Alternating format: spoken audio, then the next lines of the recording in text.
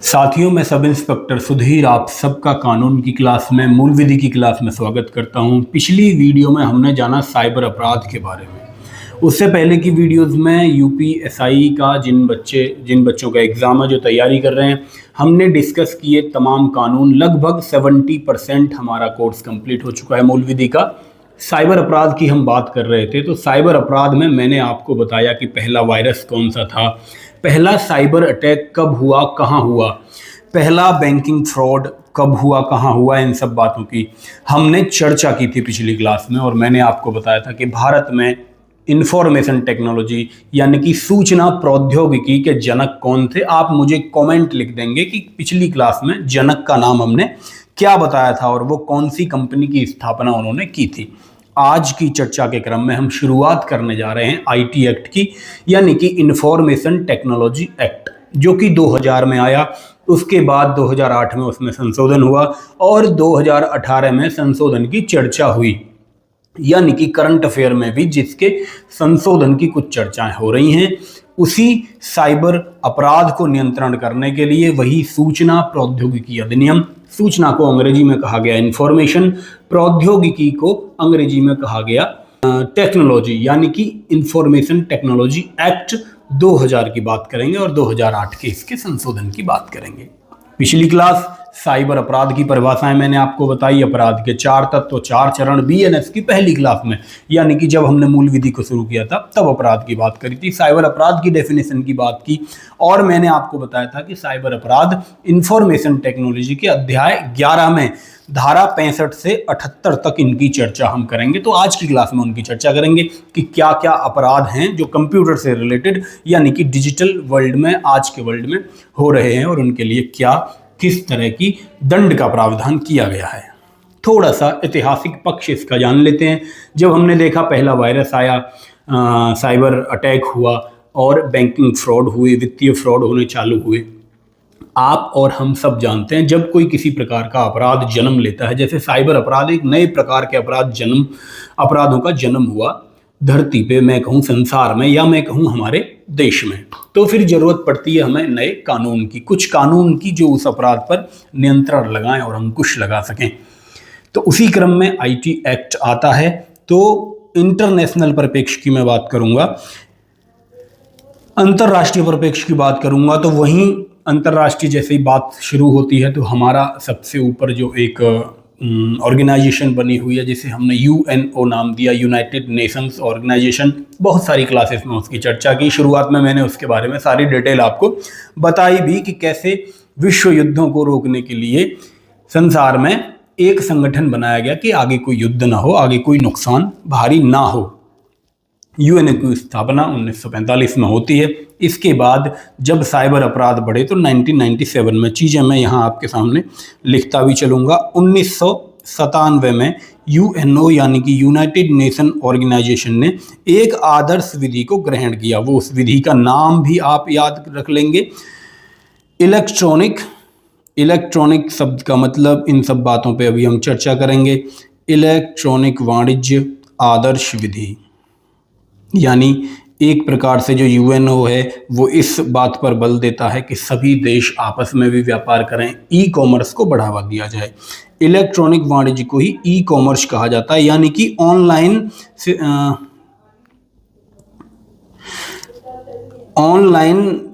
एक तरह से डिजिटल मीडिया का इस्तेमाल करके, सोशल मीडिया का इस्तेमाल करके, वेबसाइट का इस्तेमाल करके, ईमेल्स का इस्तेमाल करके, यानी कि एक प्रकार ऑनलाइन प्लेटफॉर्म का इस्तेमाल करके जो कॉमर्स, जो वाणिज्य, जो व्यापार किया जाता है वो ई कॉमर्स की श्रेणी में आते हैं। इसी के लिए the model law of electronic commerce आया 1997 में यूएनओ का, और इसमें बल दिया गया इलेक्ट्रॉनिक लेन देन पर, यानी कि ऑनलाइन लेन देन की इसमें बात हुई। और इसके अलावा इस तरह के कानून बनाए जाएं जो ई कॉमर्स को बढ़ावा दें, जो कि आपस में जो देशों का अंतर्राष्ट्रीय व्यापार है उसमें इलेक्ट्रॉनिक को, डिजिटल चीज़ों को यानी कंप्यूटर को बढ़ावा मिले, ई कॉमर्स को बढ़ावा मिले। उन्होंने कहा कि सभी देश, जितने भी हमारे सदस्य देश हैं, वो अब के बाद अपने जितने भी कानून बनाएंगे उसमें ध्यान रखेंगे इस बात का कि इलेक्ट्रॉनिक लेन देन को बढ़ावा मिले, इलेक्ट्रॉनिक लेन देन की सुरक्षा हो, इलेक्ट्रॉनिक लेन देन यानी कि ई कॉमर्स को प्रोत्साहन मिल सके और ई गवर्नेंस यानी कि इलेक्ट्रॉनिक शासन का भी उसमें ध्यान रखा जाए। इन सब चीज़ों को जब उन्होंने रखा इस 1997 की अपनी विधि में, ग्रहण किया यूनाइटेड नेशंस ने। तो यूनाइटेड नेशंस के ग्रहण करने का मतलब है जितने भी उसके सदस्य देश हैं वो भी उसे ग्रहण करेंगे। तो भारत ने भी इसमें अपनी भूमिका निभाई और हमने आईटी एक्ट 2000 इंट्रोड्यूस किया अपने यहाँ, यानी कि सन 2000 में एक एक्ट आया जिसका हिंदी में नाम लिखूं तो मैं वो होगा सूचना प्रौद्योगिकी अधिनियम, यानी कि भाई साहब चीज़ें मैं लिखता भी चलूँगा, तरीका वही है पढ़ाने का। पहले मैं इम्पोर्टेंट निचोड़ जो है किताब का मूल पीडीएफ का मूल आपके अधिनियम का वो निचोड़ आपको दूंगा एक तरह से नोट्स के माध्यम से। उसके बाद किताब पे चलेंगे, क्वेश्चंस की भी बात करेंगे इसी क्लास में और इस तरह से हम आगे बढ़ जाएंगे। तो 1997 के बाद हमने जब नवाचार किया एक तरह से, जब हमने अपना कानून बनाया 2000 में, तो इस कानून में मैं यहाँ फिर से लिखता हूँ आईटी एक्ट यानी कि इंफॉर्मेशन टेक्नोलॉजी अधिनियम यानी कि सूचना प्रौद्योगिकी अधिनियम 2000। हिंदी में मुझे लिखना ही पड़ेगा क्योंकि हमारा टारगेट, हमारे जो ऑडियंस हैं, सूचना प्रौद्योगिकी अधिनियम, हिंदी वाले हमारे बच्चे ज़्यादा हैं। तो सूचना प्रौद्योगिकी अधिनियम 2000 सबसे पहली सबसे मोटी बेसिक बातें, इसमें अध्याय कितने हैं, अध्याय के बाद बात होती है कि भाई अधिनियम में धाराएं कितनी हैं, धाराओं के बाद बात होती है क्या इसमें कोई अनुसूची भी है, अनुसूचियों की बात होगी। उसके बाद ये लागू कब होता है, राष्ट्रपति महोदय इस पे साइन कब करते हैं, इन सब चीज़ों की बात हम करेंगे। तो अध्याय यदि आपसे पूछ ले तो कुल 13 अध्याय इसमें हैं, जिसमें जो इम्पोर्टेंट हैं, जिन इम्पोर्टेंट अध्यायों की हम बात करेंगे, जिन पर चर्चा ज़्यादा होगी, वो पहला अध्याय तो सब जानते हैं इम्पोर्टेंट होता ही है। इसके अलावा अध्याय नंबर 10 और 11 की बात करेंगे क्योंकि 10 तो अपील की बात करेगा और 11 तमाम तरह के अपराधों की बात करेगा। ये प्रमुख रूप से हमारे लिए उपयोगी होने वाले हैं। धाराओं की बात करें तो इसमें 94 धाराएं थीं, जिसमें से धारा नंबर 91, 92, 93 और 94, 4 धाराओं का लोप कर दिया गया, यानी 4 धाराएं हटा दी गई 2008 के संशोधन में। 2008 के संशोधन को क्या संशोधन इसमें हुआ उसे भी हम साथ लेकर चलेंगे, यानी कि एक तरह से ये हाइब्रिड क्लास रहेगी सन 2000 के अधिनियम की और 2008 के अधिनियम के बाद जो चेंज हुए, तो जो अपडेटेड वर्जन है कानून का उस पर चर्चा हम करेंगे और वहीं से क्वेश्चन आपके सामने एग्जाम में भी देखने को आपको मिल रहे होंगे। तो ये 4 चीज़ें हो गई। अनुसूचियों की बात करें तो 2 अनुसूचियाँ इसके अंदर हैं। अनुसूचियों में क्या है इस पे चर्चा करेंगे। लागू, अब आप देख लें कि लागू कब होता है, तो लागू होता है भैया ये 17 अक्टूबर 2000 को ही ये लागू हो जाता है। ठीक है, 2000 वाला अधिनियम। इसी में 2008 वाले संशोधन अधिनियम की बात कर ले तो बिल्कुल आपको ये याद रहेंगी दोनों चीज़ें। ये 27 अक्टूबर को 2009 को लागू होता है, यानी जो संशोधन अधिनियम है 2008 का वो 27 अक्टूबर को। देखिए 10 दिन बाद आप थोड़ा सा इसे लिंक कर लेंगे कि पहला वाला 17 अक्टूबर को और दूसरा वाला 27 अक्टूबर को। पहला वाला उसी साल लागू हो गया, लेकिन 2008 वाला संशोधन अगले साल लागू हुआ, क्योंकि संशोधन वो संशोधन जो अधिनियम है वो 2008 का है आप जानते हैं, लेकिन लागू होता है अगले साल 2009 में। आप सब जानते हैं कोई भी अधिनियम या संशोधन अधिनियम पारित किया जाता है पहले लोकसभा में या राज्यसभा में, किसी भी एक सदन में पारित होने के बाद श्रीमान महामहिम राष्ट्रपति जी के उस पर हस्ताक्षर होते हैं। जिस दिन हस्ताक्षर होते हैं उस दिन उसे अनुमति मिल जाती है राष्ट्रपति महोदय की। और उस अधिनियम की धारा 1 में, अधिकतर अधिनियमों में धारा 1 के सबसेक्शन 3 में ये बात लिखी होती है कि केंद्र सरकार या राज्य सरकार जिसके द्वारा अधिनियम बनाया जाता है वो अपने ऑफिशियल गजट में यानी राजपत्र में एक अधिसूचना के द्वारा बताएगी कि ये अधिनियम फलाना तारीख से लागू होगा। तो इस अधिनियम के संबंध में लागू होने की तिथि आप बिल्कुल याद रख लेंगे 17 अक्टूबर 2000, और सेकंड जो 2008 का संशोधन है वो लागू होता है 27 अक्टूबर 2009 को। इतनी बातें मुझे लगता है आपकी समझ में आ गई होंगी। राष्ट्रपति यदि पूछ ले सन 2000 में कौन राष्ट्रपति थे, तो KR नारायण उस समय राष्ट्रपति हुआ करते थे, जो कि केरल के रहने वाले थे। ये KR नारायण जी हमारे जो महामहिम राष्ट्रपति APJ अब्दुल कलाम हैं उनसे पहले वाले राष्ट्रपति हमारे यहाँ थे। तो ये मोटी मोटी 3-4 बातें मैंने आपको बताई। वर्तमान में धाराएं 90 हैं, 4 धाराएं हटा दी गई हैं, टोटल 94 धाराएं इसमें हैं। तो मूल में पूछ ले तो 94, वर्तमान में पूछ ले तो 90। थोड़ा सा इसमें सजग रहेंगे, क्वेश्चन क्या चीज़ आपसे पूछना चाह रहा है। अब मैं आपको लेके चलता हूँ धारा 2 की तरफ, हमारी फेवरेट धारा, और हमेशा हर एक अधिनियम में मैं कहता हूँ इस धारा पे आपको सबसे ज़्यादा बल देना है, क्योंकि धारा 2 सभी अधिनियमों में बात करती है परिभाषाओं की, वो परिभाषाएं जो हमारे और आपके लिए इम्पोर्टेंट हैं और जहाँ से क्वेश्चन निश्चित ही बनता है।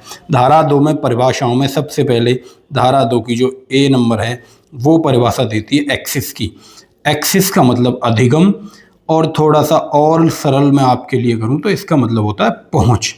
एक्सिस से ही आप समझेंगे, मैं पहले भी आपको बता चुका हूँ साइबर अपराध की जब मैंने क्लास शुरू करी थी तो मैंने आपको एक चीज़ बताई थी कि साइबर से रिलेटेड जितनी चीज़ें हैं, कंप्यूटर से रिलेटेड जितनी चीज़ें हैं, उनका इनोवेशन इंग्लिश में, क्योंकि यूरोप से ही ये चीज़ें आई, तो इंग्लिश में ही बहुत ज़्यादा शब्द कंप्यूटर से रिलेटेड हैं।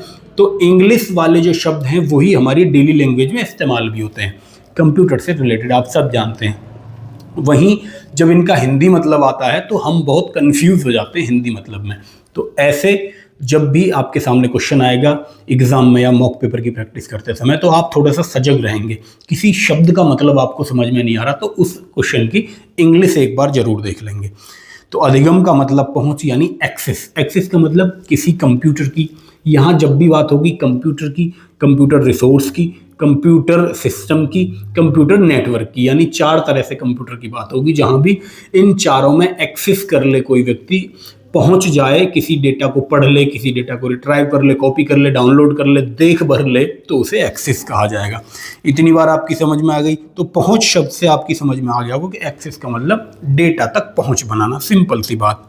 धारा 2 के बी में बताया गया कि एड्रेसी कौन होता है। ये थोड़े से शब्दों का मतलब का मैंने आपको बताया था, शब्दों का ही मतलब यदि आप समझ गए तो बहुत सारी चीज़ें अपने आप आसान हो जाएंगी। अब जैसे ये एड्रेसी है और प्रेषिती है, तो प्रेषिती का मतलब आप कैसे समझेंगे? प्रेषिती का मतलब होता है प्राप्त करने वाला एक तरह से। अब ये प्राप्त करने वाला कौन? एक तरह से रिसीवर। रिसीवर एक शब्द आपने देखा होगा शादी वगैरह के कार्ड में, प्रेषक।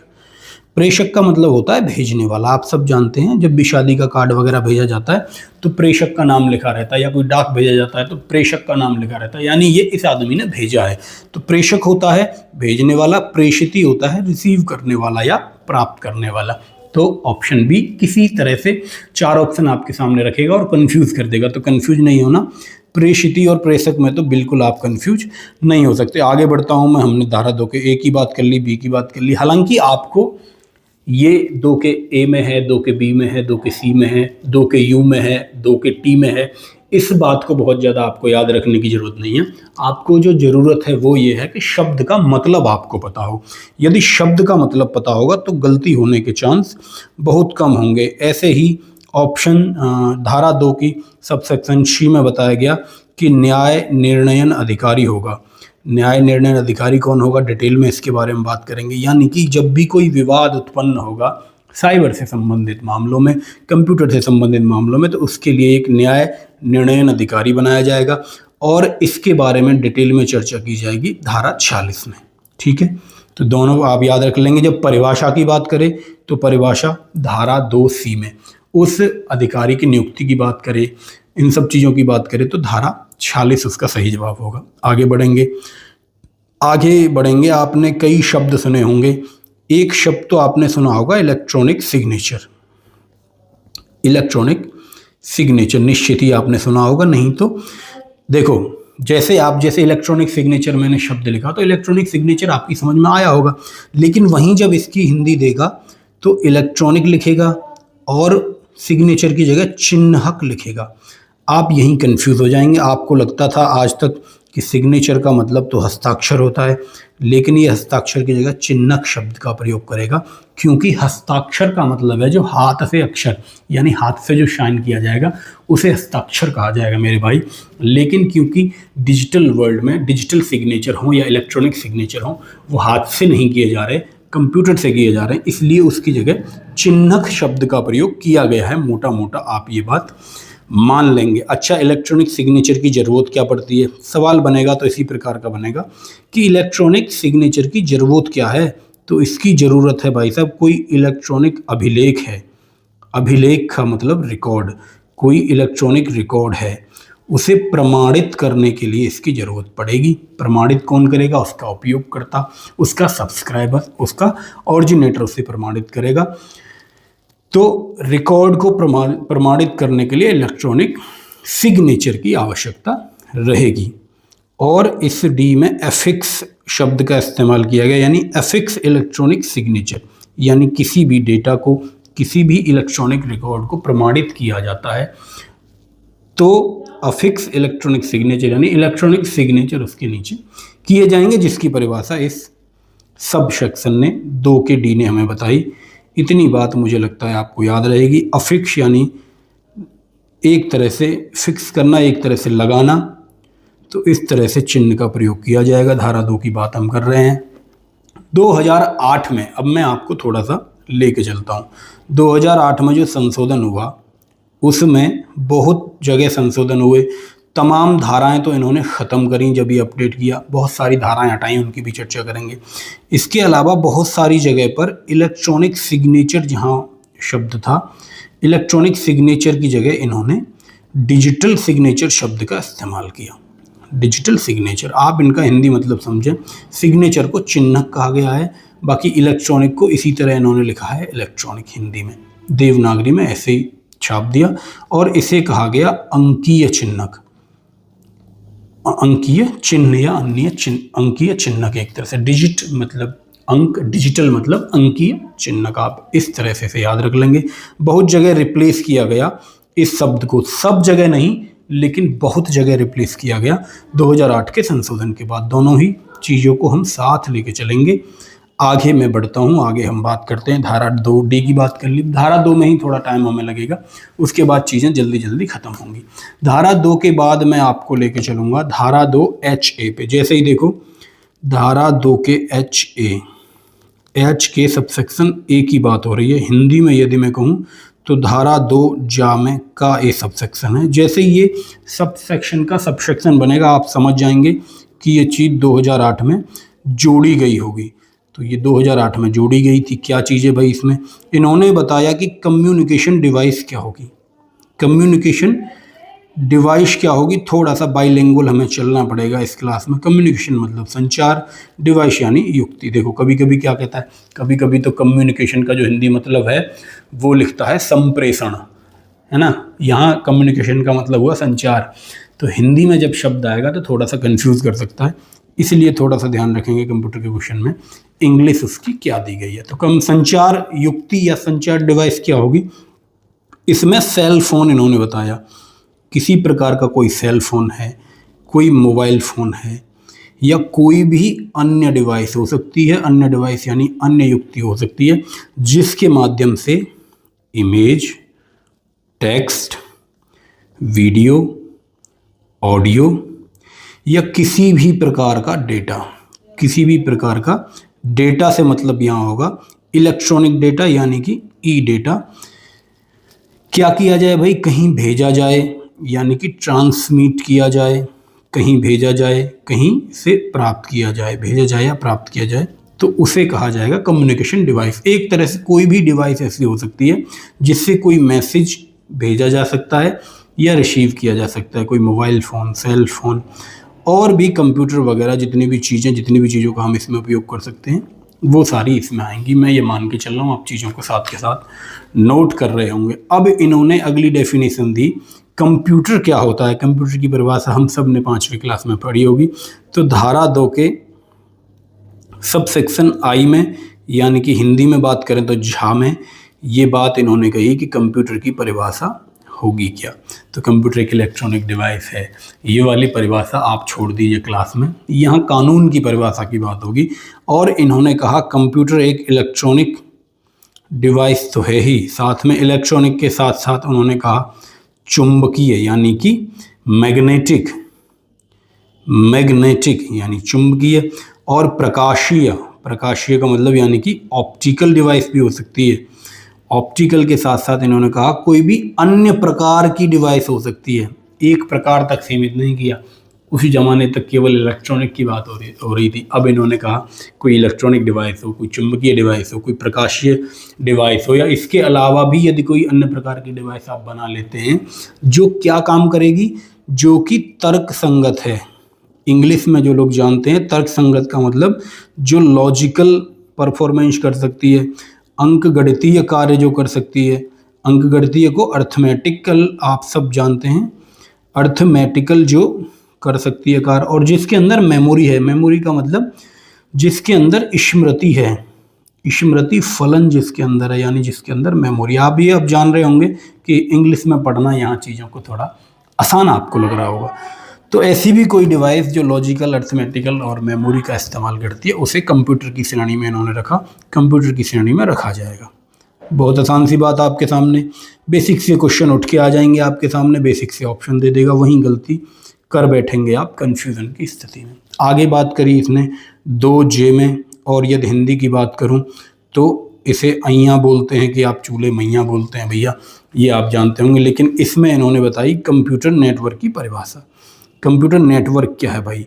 नेटवर्क एक तरह से नेटवर्क होता है, देखो जोड़ कि बहुत सारी चीज़ें हैं, बहुत सारे डिवाइस हैं, इन सबको हमने जोड़ दिया किसी भी माध्यम से, तो इसी चीज़ को हमने कह देते हैं कि भैया ये नेटवर्क है। नेटवर्क भी आपने जब कंप्यूटर क्लास पढ़ी होगी, बहुत सारी टोपोलॉजी से नेटवर्क, बस से, स्टार टोपोलॉजी, मैश टोपोलॉजी, ये सब आपने पढ़ा होगा, जिनकी बात हम नहीं कर रहे। नेटवर्क का मतलब हुआ कनेक्शन ऑफ डिवाइस, यानी कि एक से ज़्यादा कंप्यूटर को जहाँ जोड़ा जाएगा वहीं नेटवर्क बन जाएगा। कैसे जोड़ा जाए? किसी भी प्रकार से जोड़ा जा सकता है, कंप्यूटर जोड़ा जाना चाहिए। तार से जोड़ा जा सकता है, यानी कि ये कनेक्शन वायर्ड हो सकता है। बेतार जोड़ा जा सकता है, यानी कि वायरलेस भी ये कनेक्शन हो सकता है। जैसे कि आप हॉटस्पॉट चालू करते हैं, हॉटस्पॉट से आपका मोबाइल दूसरे मोबाइल के साथ कनेक्ट हो जाता है, एक नेटवर्क वहाँ स्थापित हो जाता है। आप इंटरनेट चालू करते हैं, इंटरनेट ऑन करते ही आपके डिवाइस का कनेक्शन दुनिया भर की डिवाइसों के साथ, इंटरनेट के साथ हो जाता है। हजारों करोड़ों डिवाइसेस के साथ आपका मोबाइल जुड़ जाता है, तो एक नेटवर्क का हिस्सा बन जाता है। तो कंप्यूटर नेटवर्क इन्होंने बताया किसी भी युक्ति से जोड़ने की बात आ जाए तो समझ लेना वो कंप्यूटर नेटवर्क की बात वहाँ हो रही है। कंप्यूटर नेटवर्क हो गया, कंप्यूटर हो गया। अब बताया इन्होंने कंप्यूटर रिसोर्स क्या है। कंप्यूटर साधन की परिभाषा इन्होंने बताई। कंप्यूटर साधन यानी कि कंप्यूटर रिसोर्स। कंप्यूटर रिसोर्स में क्या क्या चीज़ें होंगी भाई? रिसोर्स में एक तो कंप्यूटर खुद ही होगा, कंप्यूटर से संबंधित कोई भी कंप्यूटर का सॉफ्टवेयर है, यानी कंप्यूटर से संबंधित कोई भी चीज़ है उसे रिसोर्स में लिया जाएगा। कंप्यूटर खुद हो गया, कंप्यूटर सिस्टम हो गया, कंप्यूटर नेटवर्क हो गया, कंप्यूटर का कोई सॉफ्टवेयर हो गया, तो वो सब कंप्यूटर रिसोर्स में एक तरह से चलेंगे। आगे इन्होंने परिभाषा दी साइबर कैफ़े की। आप समझें परिभाषाएं क्यों दी जाती हैं किसी भी अधिनियम में? क्या आप मुझे बता सकते हैं कि किसी भी अधिनियम में परिभाषाएं क्यों दी जाती हैं? इसलिए दी जाती हैं परिभाषाएं कि हर एक व्यक्ति अपने हिसाब से परिभाषा अलग निकाल सकता है। साइबर कैफ़े आप केवल उसी चीज़ को कहेंगे जो यहाँ कानून में परिभाषा दी गई है, यानी कि कानून में कोई धारा उस पर लागू होती है, कोई दंड दिया जाता है, कोई क्राइम करता है व्यक्ति, तो पहले परिभाषा देखी जाएगी कि मूल कानून में क्या कहा गया है, साइबर कैफ़े कौन सी जगह होगी। तो मूल कानून में जो हमने कहा, जो कानून ने कहा, वही उसका अर्थ समझा जाए, कोई अपनी इंटरप्रिटेशन, अपना अर्थ ना निकाले, इसलिए इसकी परिभाषाएं दी जाती हैं। साइबर कैफ़े एक ऐसी जगह होगी जहां इंटरनेट की सुविधा दी जाती है। आप सब लोग जानते हैं साइबर कैफ़े आप जाते हैं या आप फॉर्म भरवाने जाते हैं साइबर कैफ़े, तो एक तरह से जो कंप्यूटर वाले की दुकान है वो साइबर कैफ़े ही है, एक तरह का, जो किसी कारोबार, साधारण कारोबार के रूप में भी चला सकता है। इंटरनेट की सुविधा दी जाती है पब्लिक को, यानी कि आम जनमानस को, किसी को भी इसमें रोक नहीं है कि भाई पर्टिकुलर कोई व्यक्तिगत रूप में इस्तेमाल कर रहा है तो उसे साइबर कैफ़े नहीं कहा जाएगा, लेकिन उसी कंप्यूटर का इस्तेमाल लोगों के लिए किया जाने लगे तो उसे साइबर कैफ़े की श्रेणी में लिया जाएगा। यानी इंटरनेट की सुविधा कोई देगा तो वो साइबर कैफ़े कहा जाएगा। अब जब साइबर की इतनी सारी बातें हो रही हैं तो एक परिभाषा इन्होंने और दी और कहा कि साइबर सुरक्षा क्या होता है। 2 के ए में है, बी में है, डी में है, टी में है, यू में है। मैं फिर कह रहा हूँ ये समझने की बहुत ज़्यादा ज़रूरत नहीं है, आपको ज़रूरत है केवल शब्दों को समझने की। साइबर सुरक्षा क्या होगी? देखो, कोई भी सूचना है कंप्यूटर से रिलेटेड, कोई भी कंप्यूटर से रिलेटेड सूचना, इंफॉर्मेशन, कोई डेटा हो गया या कोई भी चीज़ जो कंप्यूटर से रिलेटेड है, उसकी सुरक्षा को ही साइबर सुरक्षा एक तरह से किया गया, साइबर सुरक्षा कहा गया। यानी कि अपराधिकृत कोई व्यक्ति है, अपराधिकृत यानी कि अनऑथराइज्ड एक्सेस, यानी कि पहुंच को, अधिगम को, पहुंच को एक तरह से रोकना ही साइबर सिक्योरिटी कहलाएगा। ये बात हुई। अनप्राधिकृत यानी अनऑथराइज्ड कोई व्यक्ति, आपका फेसबुक अकाउंट है, आपका कोई इमेज, आपकी कोई वीडियो कहीं पर सेव है, वहाँ पर कोई थर्ड पर्सन आकर उन वीडियोस को, उन फोटोज़ को देख लेता है, आपकी सोशल मीडिया पे लॉगिन कर लेता है, तो उसे कहा जाता है अनऑथराइज्ड व्यक्ति, क्योंकि आपने अनुमति नहीं दी। जो बिना अनुमति के प्रवेश कर रहा है वो अपराधिकृत है, वो अनऑथराइज्ड है। बस इतनी सी बात मुझे लगता है आपकी समझ में इसमें आई होगी। आगे बात करिए डिजिटल सिग्नेचर क्या होंगे, इलेक्ट्रॉनिक रिकॉर्ड क्या होंगे। तो डिजिटल सिग्नेचर क्या होते हैं, एक तरह से मैं इसकी बात कर चुका हूँ। 2 के डी में मैंने अफिक्स डिजिटल सिग्नेचर की बात करी थी, 2 के पी में डिजिटल सिग्नेचर की बात हुई, अंकीय सिग्नेचर की बात हुई। ये इस एक तरह का सिग्नेचर है जो कि रिकॉर्ड को, इलेक्ट्रॉनिक रिकॉर्ड को प्रमाणित करता है। इतनी सी बात आप इसमें थोड़ी सी याद रख लेंगे। अब मैं आगे बढ़ता हूँ और बात करता हूँ सीधे में धारा 35 की। आपने एक चीज़ देखी होगी, सीधे हम चलते हैं धारा 35 की। तमाम धाराएं हमने बीच में छोड़ दी क्योंकि मुझे नहीं लगता एग्ज़ाम के दृष्टिकोण से इम्पोर्टेंट है। आपने एक चीज़ देखी होगी, अब आजकल, पहले जो सर्टिफिकेट बनते थे, आप तहसील जाते थे, आप अपना जाति प्रमाण पत्र बनवाएं, आय प्रमाण पत्र बनवाते थे, तो उस पर सिग्नेचर आते थे, कहीं कहीं एसडीएम साहब के, कहीं कहीं डीएम साहब के। जो सिग्नेचर होते थे वो हाथ से हुआ करते थे, लेकिन अब आप देख रहे होंगे उस पर लिखा रहता है कोने में डिजिटली सिग्नेचर्ड बाय, यानी डिजिटल सिग्नेचर आजकल आने लगे हैं। तो वो शक्ति कहाँ से मिलती है, वो मिलती है धारा 35 से, यानी कि प्रमाणकर्ता, अधिकारी या अधिकरण द्वारा इलेक्ट्रॉनिक चिन्ह लगाकर, यानी कि इलेक्ट्रॉनिक चिन्ह, मैं लिख देता हूं सारी चीजें, इलेक्ट्रॉनिक चिन्ह लगाकर प्रमाण पत्र जारी किए जा सकेंगे, प्रमाण पत्र जारी किए जा सकेंगे। अब आपकी समझ में आ गई होगी ये बात कि कैसे डिजिटल सिग्नेचर जो है वैधानिक हो गए हैं।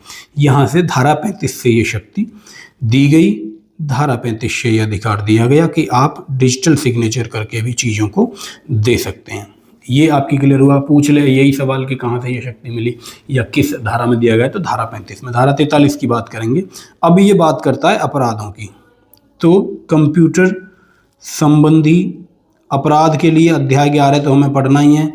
धारा 43 ने भी ये कहा कि कंप्यूटर संबंधी अपराध यदि कोई करता है तो उसके लिए शास्ति एवं प्रतिकर। अब देखो हिंदी के शब्दों में आप घबरा गए होंगे, अभी मैं इसकी इंग्लिश लिखूंगा, आपकी समझ में आ जाएगा। शास्ति का मतलब होता है पेनल्टी, शास्ति का मतलब होता है पेनल्टी, और प्रतिकर का मतलब होता है कंपनसेशन। कॉम्पनसेशन स्पेलिंग पे कोई नहीं जाएगा भाई, कंपनसेशन और पेनल्टी। प्रतिकर शब्द जो है, कंपनसेशन शब्द जो है, वो 2008 के संशोधन के बाद इसमें जोड़ा गया, उससे पहले ये नहीं था। थोड़ा सा मुझे लग रहा है कि पेन का जो साइज है वो थोड़ा सा बड़ा होता हुआ मुझे लग रहा है कि थोड़ा सा इसे मैं कम करूँगा, इसे 17 पे मैंने किया। ठीक है भाई, पेनल्टी और कंपनसेशन की बात हुई कंप्यूटर संबंधी अपराधों में। कंप्यूटर संबंधी अपराध होंगे क्या, वही चीज़ें इसमें बताई। इसमें मोटे मोटे 10 बिंदु बताए, आप इसे याद रखेंगे। 10 बिंदुओं पर उसने बात करी, जिनमें मैं प्रमुख रूप से लेके चलूँ तो कोई एक्सेस है, एक्सेस यानी अनऑथराइज्ड एक्सेस, यानी कि कोई व्यक्ति बिना अनुमति के आपके डेटा तक पहुंच बनाता है तो इसे एक्सेस कहा जाएगा, और वो एक्सेस अनऑथराइज्ड होनी चाहिए। या कोई डाउनलोड करता है किसी प्रकार का अनऑथराइज्ड, वो ऑथराइज्ड नहीं है डाउनलोड करने के लिए, डाउनलोड कर लेता है, डेटा को कॉपी कर लेता है, डेटा को एक्सट्रैक्ट कर लेता है, यानी कि एक्सट्रैक्ट करना एक तरह से निकालना। ये चीज़ें आपकी समझ में, एक्सट्रैक्ट कर लेता है, कॉपी कर लेता है, ये सब मैंने बताया। या फिर इसके अलावा किसी प्रकार का वायरस किसी के सिस्टम में भेज देता है, वायरस हो गया, या कोई सॉफ्टवेयर प्लांट कर देता है किसी के फ़ोन में, किसी के सिस्टम में कोई फाइल ऐसी डाल देता है जिससे कि नुकसान हो जाए, यानी कि नुकसान की भावना से कुछ भी वो कार्य करता है, कोई सॉफ्टवेयर वगैरह करता है, नष्ट करने की कोशिश करता है, किसी भी डेटा को परिवर्तित करने की कोशिश करता है। ये सब बातें हुई। इसके अलावा परिवर्तित का मतलब होता है टेम्परिंग, TEMPERING, टेम्परिंग यानी कि परिवर्तित करने की, छेड़छाड़ करने की कोशिश करता है किसी भी प्रकार की। तो ये सब मोटे मोटे 10 बिंदु इन्होंने धारा 43 में बताए। तो ये बताया जो भी व्यक्ति ऐसा करेगा, जो इसके लिए दायी होगा, उस पर पेनल्टी भी लग सकती है और उस पर कंपनसेशन भी वो देगा ऐसे व्यक्ति को। अब वो व्यक्ति कितने का दावा करता है कि मेरे साथ किसी व्यक्ति ने कहा कि मेरे सिस्टम में अनऑथराइज्ड एक्सेस हुई और 5 करोड़ का मुझे नुकसान हुआ, इस तरह वो शिकायत करेगा न्याय निर्णय अधिकारी के पास। अभी शिकायत की प्रक्रिया पे मैं आऊँगा, फिर अपीलों की प्रक्रिया पे आऊँगा। उससे पहले हम मोटी मोटी कुछ धाराओं का और मतलब समझ लेते हैं कि कौन सी धारा हमारे एग्जाम में सीधे पूछी जा सकती है। धारा 43 हमने पढ़ी। धारा 43 के बाद हम धारा 43 की अगली धारा यानी कि धारा 43 का की तरफ आपको लेके चलता हूँ। धारा 43 का कहती है कि धारा 43 के अंतर्गत जो भी अपराध होते हैं या डेटा को संरक्षित रखने के लिए, जैसे आप मुझे बताइए, आपका डेटा फेसबुक पे पड़ा हुआ है, इंस्टाग्राम पे पड़ा हुआ है, व्हाट्सएप पे पड़ा हुआ है। यदि डेटा को संरक्षित रखने में कोई ऐसा व्यक्ति जो कि उसकी सुरक्षा के लिए बाध्य है, जिसे करनी चाहिए, वो असफल रहता है संरक्षित रखने में असफलता पर प्रतिकर यानी कंपनसेशन, तो ऐसे केस में भी वो कंपनी या फिर ये वो व्यक्ति जिस पर ये एक तरह से जिसका ये काम था, कर्तव्य था कि वो डेटा को सुरक्षित नहीं रखता है, तो वो कंपनसेशन देगा, प्रतिकर देगा। और ये कितना होगा? जितना नुकसान हुआ होगा उस व्यक्ति का, उस हिसाब से ये तय किया जाएगा। धारा 43 की बात कर ली। अब ये हमने बात तो कर ली कि नुकसान की भरपाई होगी, लेकिन शिकायत होगी कहाँ, इसके बारे में भी तो बात करें। आप सब जानते हैं IT अधिनियम की शिकायत आप साइबर डेस्क थाने जाकर कर सकते हैं, साइबर थाना कर सकते हैं। इसके अलावा एक और यहाँ पर सुविधा की गई 46 में, एक न्याय निर्णयन अधिकारी बनाया जाएगा। न्याय निर्णयन अधिकारी एक बनाया जाएगा। उसका काम क्या होगा? यानी कोई भी किसी भी प्रकार की शिकायत 5 करोड़ रुपए तक की, 5 करोड़ तक की कोई भी शिकायत होती है तो वो न्याय निर्णय अधिकारी के यहाँ हो सकेगी। इसकी नियुक्ति कौन करेगा? तो ये इम्पोर्टेंट बात है हमारे लिए। नियुक्ति इसकी होगी केंद्र सरकार के द्वारा। इसकी योग्यता क्या होनी चाहिए? आपसे योग्यता भी पूछी जा सकती है। तो इस व्यक्ति की योग्यता के बारे में बात इतनी सी है कि वो सरकार में निदेशक रैंक से, निदेशक स्तर से अन्यून पद का हो। अन्यून का मतलब आप समझते हैं, निदेशक से छोटी रैंक का ना हो, निदेशक चलेगा, और निदेशक से ऊपर की रैंक का कोई व्यक्ति चल सकता है। इसके अलावा IT क्षेत्र का यानी कि इंफॉर्मेशन टेक्नोलॉजी यानी कि सूचना प्रौद्योगिकी क्षेत्र का ज्ञाता आदमी होना चाहिए। ऐसा ना हो कि भाई जानता ही ना हो कंप्यूटर और उसे आप बना दें। तो ये बात धारा 46 में आप नोट करेंगे। वीडियो पॉज करके मैं आगे बढ़ूंगा धारा 48 की तरफ। धारा 46 के बाद सीधे धारा 48 पे हमने जंप लगाया। धारा 48 बात करती है किसी व्यक्ति का काम ना बने, जो हमने न्याय निर्णय अधिकारी की अभी बात करी थी। न्याय निर्णय अधिकारी के पास कोई व्यक्ति जाता है, वहाँ उसकी सुनवाई होती है। सुनवाई होने के बाद वो संतुष्ट नहीं है कि मेरी सुनवाई इन्होंने ठीक नहीं की, तो इसके लिए इन्होंने बनाया एक अपील प्राधिकरण।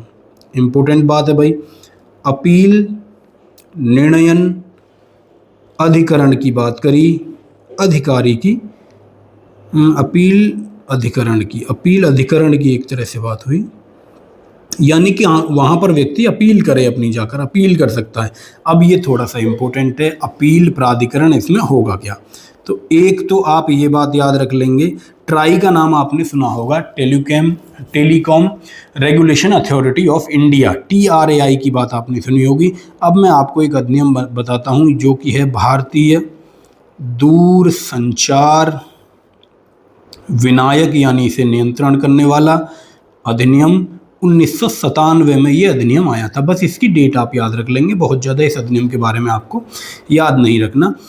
तो इसी अधिनियम के अंतर्गत स्थापना होती है TRAI की, जो कि एक तरह से टेली कम्युनिकेशन, दूर संचार से संबंधित जितनी भी कंपनियां हैं टेली कम्युनिकेशन की, जो दूरसंचार संबंधी हमें सुविधाएं देती हैं, जैसे कि एयरटेल है, जियो है, जो हमें सर्विस दे रही हैं, इलेक्ट्रॉनिक सर्विस जो दे रही हैं, इलेक्ट्रॉनिक सर्विस या इंटरनेट सर्विस प्रोवाइडर जितनी भी हमारी कंपनियां हैं, उनके लिए रूल रेगुलेशन बनाने का ये काम करते हैं।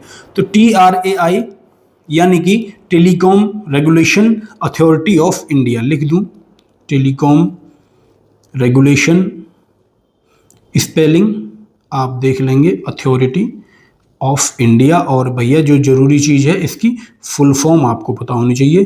फुल फॉर्म एग्जाम में पूछ भी सकता है, ऐसा होता रहा है कि एग्जाम में फुल फॉर्म्स पूछी गई हैं। तो 1997 में इसकी स्थापना होती है। इस अधिनियम के अंतर्गत एक प्राधिकरण बनाया जाता है, एक अधिकरण बनाया जाता है, जिस अधिकरण का नाम है दूरसंचार यानी कि टेली कम्युनिकेशन यानी कि टेलीकॉम विवाद और उनका समाधान व अपील अधिकरण। इसका नाम आप याद रख लेंगे, इसका नाम आप याद रख लेंगे। Telecom regulation authority of India act 1997 के अंतर्गत इसकी स्थापना होती है। ये एक तरह की एक संस्थान है, एक संस्था है जो कि दूर संचार यानी टेलीकॉम से संबंधित विवादों को देखती है। यहाँ पर अपील की जा सकती है। और मोस्ट इम्पोर्टेंट बात यह है कि किसी व्यक्ति का काम नहीं चला, न्याय निर्णय अधिकारी के यहाँ उसने शिकायत की, अब वहाँ से आदेश आ गया कोई, उस आदेश से उसका काम नहीं बना, वो संतुष्ट नहीं है, वो कहता है ये गलत आदेश है, तो वह अपील कर सकता है। और वह अपील करेगा न्याय निर्णय अधिकारी के बाद अपील अधिकरण में, यानी कि दूर संचार विवाद समाधान व अपील अधिकरण में वो अपनी अपील करेगा। अपील का जो टाइम है वो 45 दिन में, 45 दिन कब से, जब न्याय निर्णय अधिकारी का आदेश उसे प्राप्त हुआ, उसके अगले 45 दिन के अंदर वह अपील कर सकता है यहाँ पर। ठीक है गुरु, यहाँ पर वो अपील करेगा। ये 45 दिन आप याद रख लेंगे। मैं मिटा के आगे बढ़ूंगा, अगली मैं आपसे चर्चा करूंगा।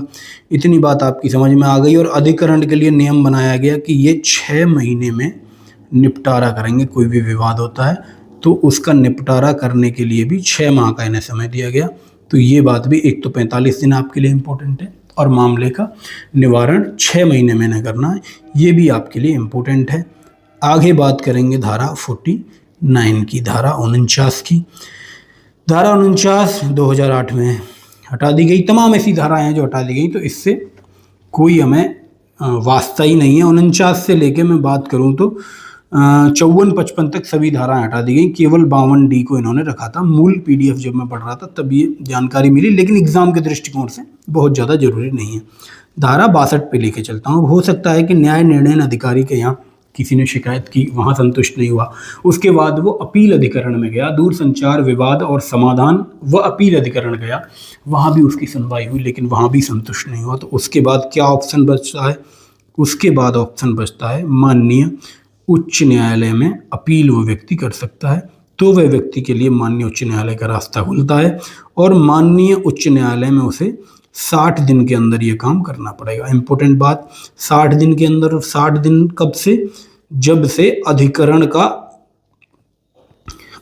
का कोई आदेश आता है, अधिकरण का कोई निर्णय आता है, जब वो उसे प्राप्त होता है, उसे प्राप्त होने के जब उसे आदेश दिया जाता है उसके 60 दिन के अंदर, तो 60 दिन आप याद कर लेंगे, 60 दिन के अंदर माननीय उच्च न्यायालय में वो अपनी अपील कर सकता है। आगे बढ़ेंगे और अब हम बात करेंगे विभिन्न प्रकार के अपराधों की। विभिन्न प्रकार के अपराधों की बात होगी और आपको बिल्कुल भी घबराना नहीं है, क्योंकि भाई साहब ये पढ़ रहे हैं ना आप, ये जो सब्जेक्ट मूल विधि आप पढ़ रहे हैं, यहाँ से बहुत आसान क्वेश्चन पूछे जाते हैं केवल रीडिंग पर। जितना मैं बता रहा हूँ उतनी चीज़ें आप पढ़ लेंगे, धैर्य के साथ पढ़ लेंगे, तो उतने से आपका काम चल जाएगा। एक बेसिक अंडरस्टैंडिंग आपकी बन जाएगी, अंडरस्टैंडिंग बन जाएगी कानून के बारे में, और यही अंडरस्टैंडिंग आपको पास करवाएगी एग्जाम में। इसी अंडरस्टैंडिंग के बल पे आपके क्वेश्चन सॉल्व हो जाएंगे। अध्याय 11 से क्वेश्चन आने की संभावना है, क्योंकि ये अपराधों के बारे में बताता है। इसी का इस्तेमाल सबसे ज़्यादा होता है, यानी कि जो धाराएं लगती हैं लोगों पे अपराध करने के लिए, वो इसी अध्याय की लगती हैं, अध्याय 11 की लगती हैं। तो अब आप इसे समझें। यदि कोई व्यक्ति, धारा 65 कब लगेगी? धारा 65 किसी व्यक्ति पर लगेगी, यदि वो किसी कंप्यूटर के सोर्स कोड से कोई छेड़छाड़ करता है। अब आप सोच रहे होंगे भैया ये सोर्स कोड क्या है, और सोर्स कोड से छेड़छाड़ का मतलब टेम्परिंग, उसमें कोई चेंज करना, परिवर्तन करना, डिलीट करना, कुछ भी करे सोर्स कोड के साथ। तो जब भी कोई वेबसाइट बनती है, कोई भी प्रोग्राम बनता है, तो उसका एक कोड होता है जो कि डेवलपर की भाषा में है। एक तरह से कोई कंप्यूटर का जानकार व्यक्ति, कोई डेवलपर ही ये काम कर सकता है। तो पहली चीज़ धारा 65, इसमें सज़ा क्या होगी भैया? 3 वर्ष तक की सज़ा हो सकती है या फिर 1 लाख तक का जुर्माना इसमें हो सकता है, ये बात कही गई। पहली चीज़ आपकी समझ में आई। दूसरा, धारा 66 की तरफ में चला। धारा 66 क्या कहती है भैया? किस पे धारा 66 लगेगी? तो इन्होंने कहा कंप्यूटर संबंधी अपराध कोई व्यक्ति करता है, कंप्यूटर संबंधी अपराध कोई व्यक्ति करता है। और ये अपराध कौन से हैं भाई कंप्यूटर संबंधी? जो अभी मैंने धारा 43 में पढ़ाए थे आपको। धारा 43 में जिन अपराधों की बात हुई थी, जैसे कोई एक्सेस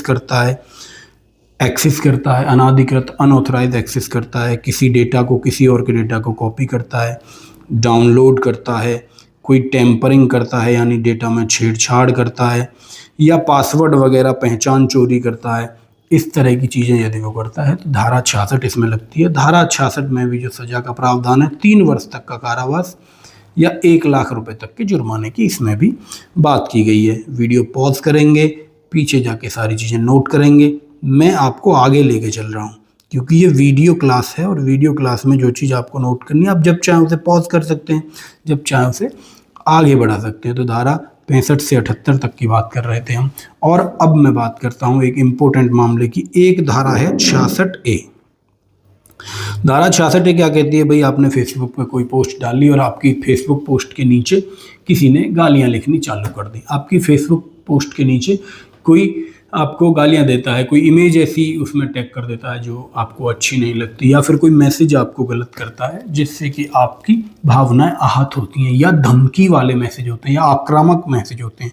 तो यानी कोई भी व्यक्ति कोई आक्रामक या धमकाने वाली संसूचना, यानी कि कोई मैसेज एक प्रकार से, कोई इन्फॉर्मेशन एक प्रकार से, कोई बात एक प्रकार से यदि भेजता है, मैसेज करता है या किसी और माध्यम से भेजता है, तो उस पर 66A कार्य करती है। ठीक है, उस पर 66A कार्य करती है। लेकिन इसमें पॉइंट ये है कि वो आईपीसी के तहत होना चाहिए अपराध, आईपीसी के तहत वो अपराध में आनी चाहिए। इसी में एक इम्पोर्टेंट मामला आता है श्रेया सिंघल बनाम भारत संघ, यानी श्रेया सिंघल बनाम भारत संघ है। ये मामला माननीय सुप्रीम कोर्ट में चला और इसने कहा कि 66A जो धारा है ये असंवैधानिक है। असंवैधानिक है। क्यों असंवैधानिक है भाई? क्योंकि ये अभिव्यक्ति की आज़ादी जो है आदमी की, संविधान के अनुच्छेद 19(1) में जो अभिव्यक्ति की स्वतंत्रता दी गई थी, अभिव्यक्ति की स्वतंत्रता दी गई थी, उस पर रोक लगाती है। यानी कि एक प्रकार से अगर गाली गलौच इत्यादि होती है तब तो ये धारा काम करेगी, लेकिन कोई व्यक्ति कोई पॉलिटिकल अपनी राय रखता है और सामने वाले को वो आक्रामक लगती है, यानी किसी की राय कोई व्यक्ति कुछ अभिव्यक्त करना चाहता है, तो वहाँ ये असंवैधानिक इन्होंने कहा। और इसमें इन्होंने माननीय सुप्रीम कोर्ट ने कहा कि इस तरह की धारा असंवैधानिक है, इसलिए केवल ये वहीं मान्य होगी जहाँ आईपीसी के तहत किसी अपराध, आईपीसी की किसी धारा का उल्लंघन हुआ होगा। इतनी बात आप याद रख लेंगे। श्रेया सिंघल बनाम भारत संघ एक ऐसा मामला जो आपके एग्जाम में पूछा भी गया और आपको याद भी रखना है।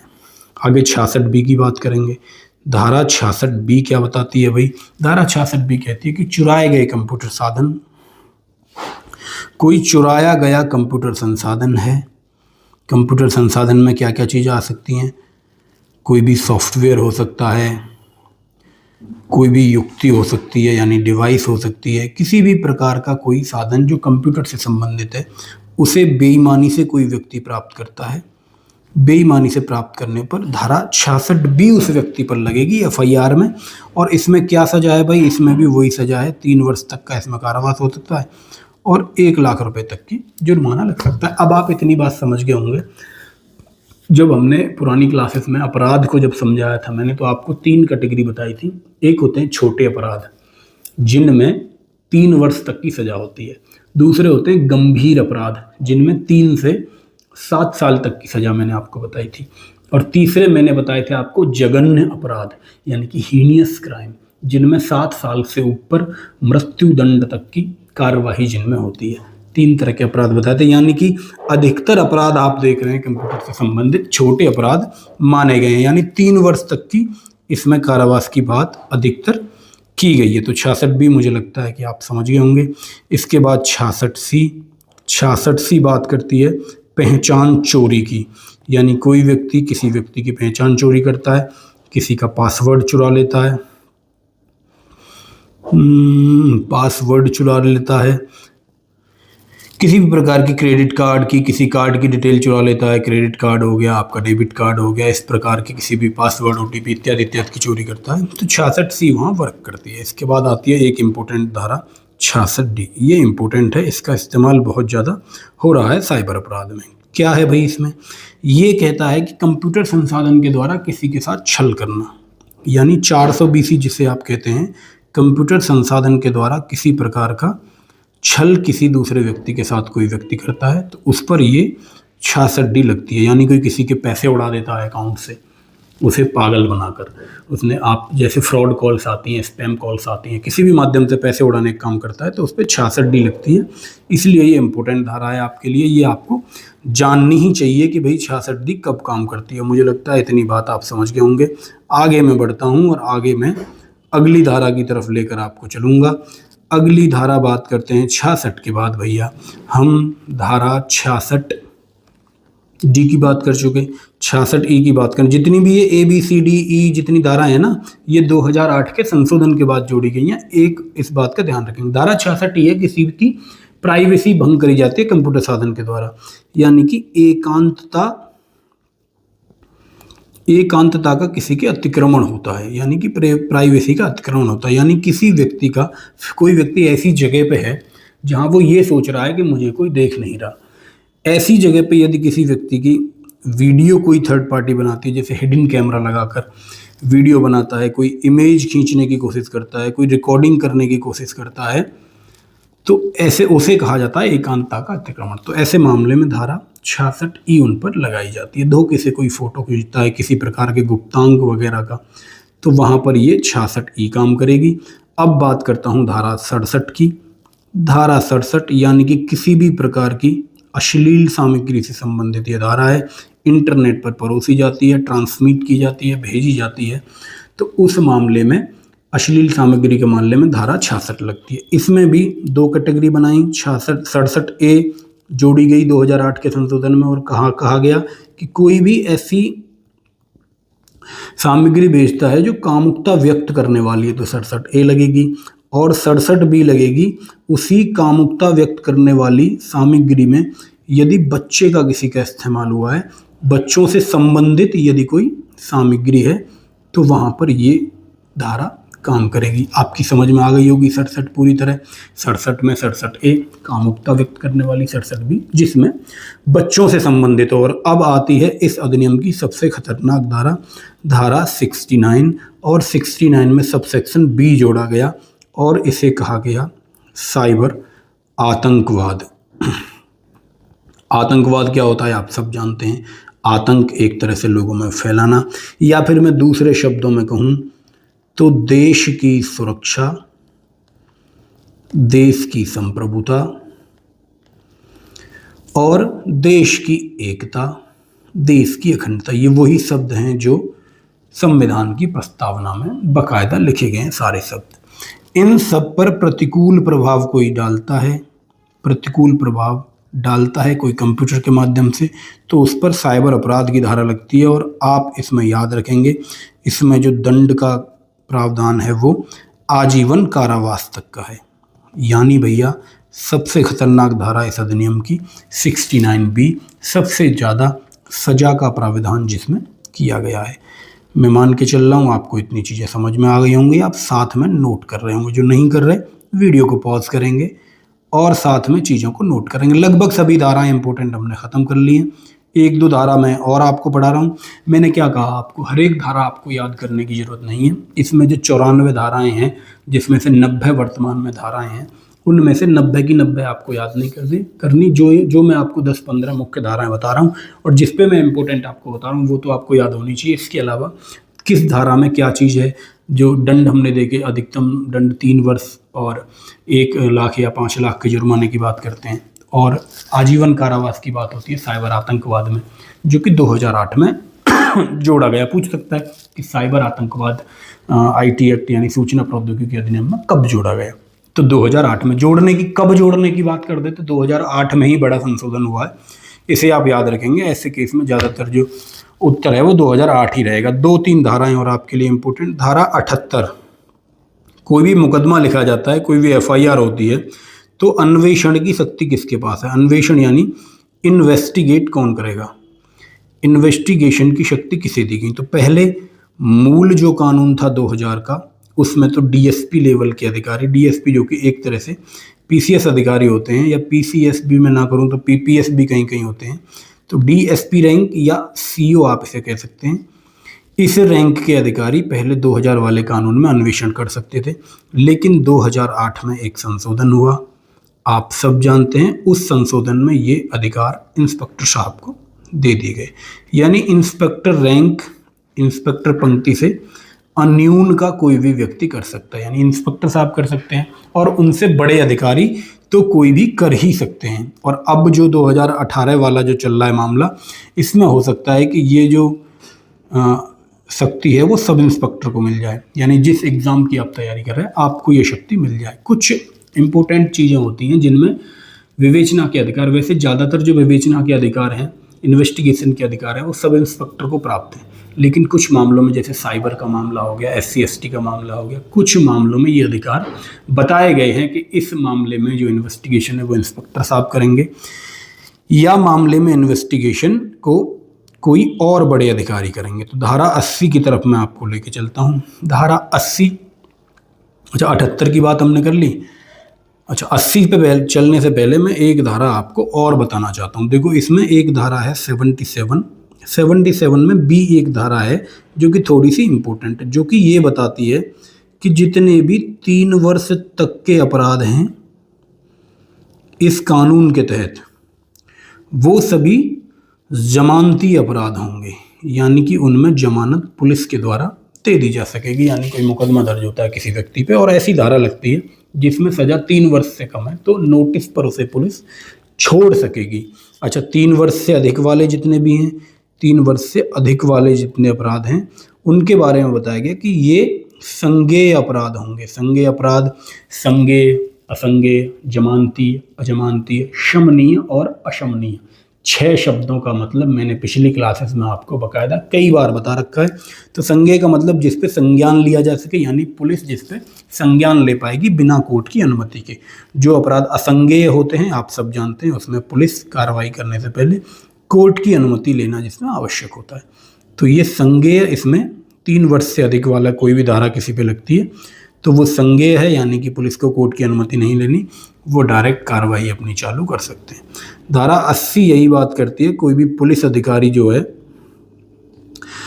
पुलिस अधिकारी, अब पुलिस अधिकारी की पावर किसे दी गई है, यानी इंस्पेक्टर 3 स्टार जो होते हैं, इंस्पेक्टर साहब आपने देखे होंगे 3 सितारे जिनके एक कंधे पे होते हैं और दोनों कंधे मिला के गुणा 2 आप कर सकते हैं। 3 सितारों वाले जो अधिकारी हैं, UPP लगा रहता है साइड में, कंधे पे 3 सितारे, वो इसमें तलाशी ले सकते हैं किसी भी स्थान की जो संदिग्ध उन्हें लगता है कि साइबर क्राइम यहाँ से हो रहा है। तलाशी ले सकेंगे और गिरफ्तार भी कर सकेंगे यदि उन्हें युक्त उनके पास कोई मतलब वजह है, कोई लॉजिक है कि हाँ भाई यहाँ ये काम हो रहा था, अब उन्हें पता है, तो वो उसमें संज्ञान ले सकते हैं। गिरफ्तार करने की भी शक्ति उन्हें दी गई, इंस्पेक्टर साहब या उनसे ऊपर के रैंक के कोई भी अधिकारी। इतनी बात आपकी समझ में आई। और धारा मैं लेके चलता हूँ 88 की तरफ आपको, और आखिरी धारा आज की क्लास की ये होने वाली है। धारा 88 कहती है भाई साहब कि एक सलाहकार समिति बनेगी। इम्पोर्टेंट बात मैंने बताया था, जितनी भी समिति बननी है, जितनी भी अपीलों के टाइम है, ये सब आपको याद होनी चाहिए। सलाहकार समिति बनेगी और ये इसे कहा जाएगा साइबर विनियमन। ये इम्पोर्टेंट बातें हैं। सलाहकार समिति, इसका नाम होगा क्योंकि सलाहकार इसके नाम में ही है, तो यानी कि ये सलाह देगी। किसे सलाह देगी? सरकार को सलाह देने के लिए है कि यदि सरकार कोई कानून बनाना चाहे, कोई नियम बनाना चाहे, इस कानून के संबंध में कोई नियम बनाना चाहे, इस कानून को कार्यान्वित करने के लिए, तो पहले ये समिति से परामर्श किया जाएगा। परामर्श करने के बाद निर्णय लिया जाएगा, तभी कोई नियम इसमें बनाए जाएंगे। और 90वें धारा में कुछ जो पावर हैं वो राज्य सरकारों को दी गई, यानी कि राज्य सरकार भी नियम बना सकेंगी।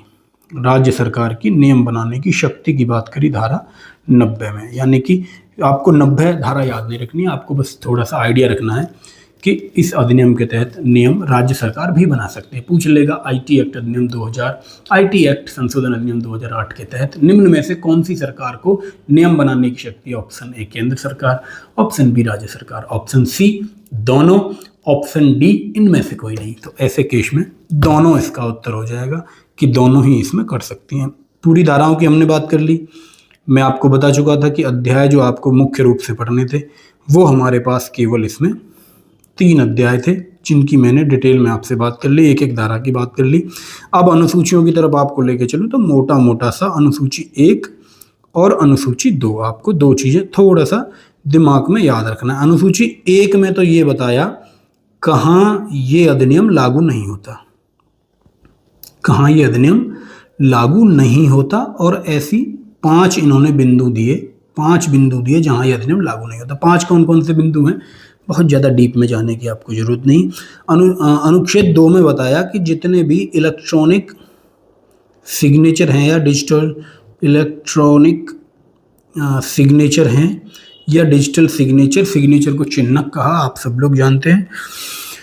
इनके लिए जो भी अधिप्रमाणन की किस लिए होते हैं भाई? ये सिग्नेचर किस लिए किए जाते हैं? प्रमाणित करने के लिए किसी चीज़ को। तो अधिप्रमाणन की जो प्रक्रिया होगी या जो तकनीकी होगी वो अनुसूची 2 में बताया गया, और कहा गया कि भाई इसमें जैसे जैसे तकनीकी टेक्नोलॉजी आगे बढ़ेगी इसमें चेंज भी होते रहेंगे। तो ये था आज का आपका कानून आपके सामने। लगभग 1 घंटा तक हम पहुंच गए हैं इस मामले में, और 2008 का जो संशोधन है उसके बारे में भी हमने बात कर ली, क्या क्या चीज़ें जोड़ी गई। आपने देखा 2008 में कई ABCD जितनी भी धाराएं थी वो 2008 में जोड़ी गई थी, और 2008 वाला जो संशोधन लागू हुआ था वो 27 अक्टूबर 2009 से लागू हुआ था।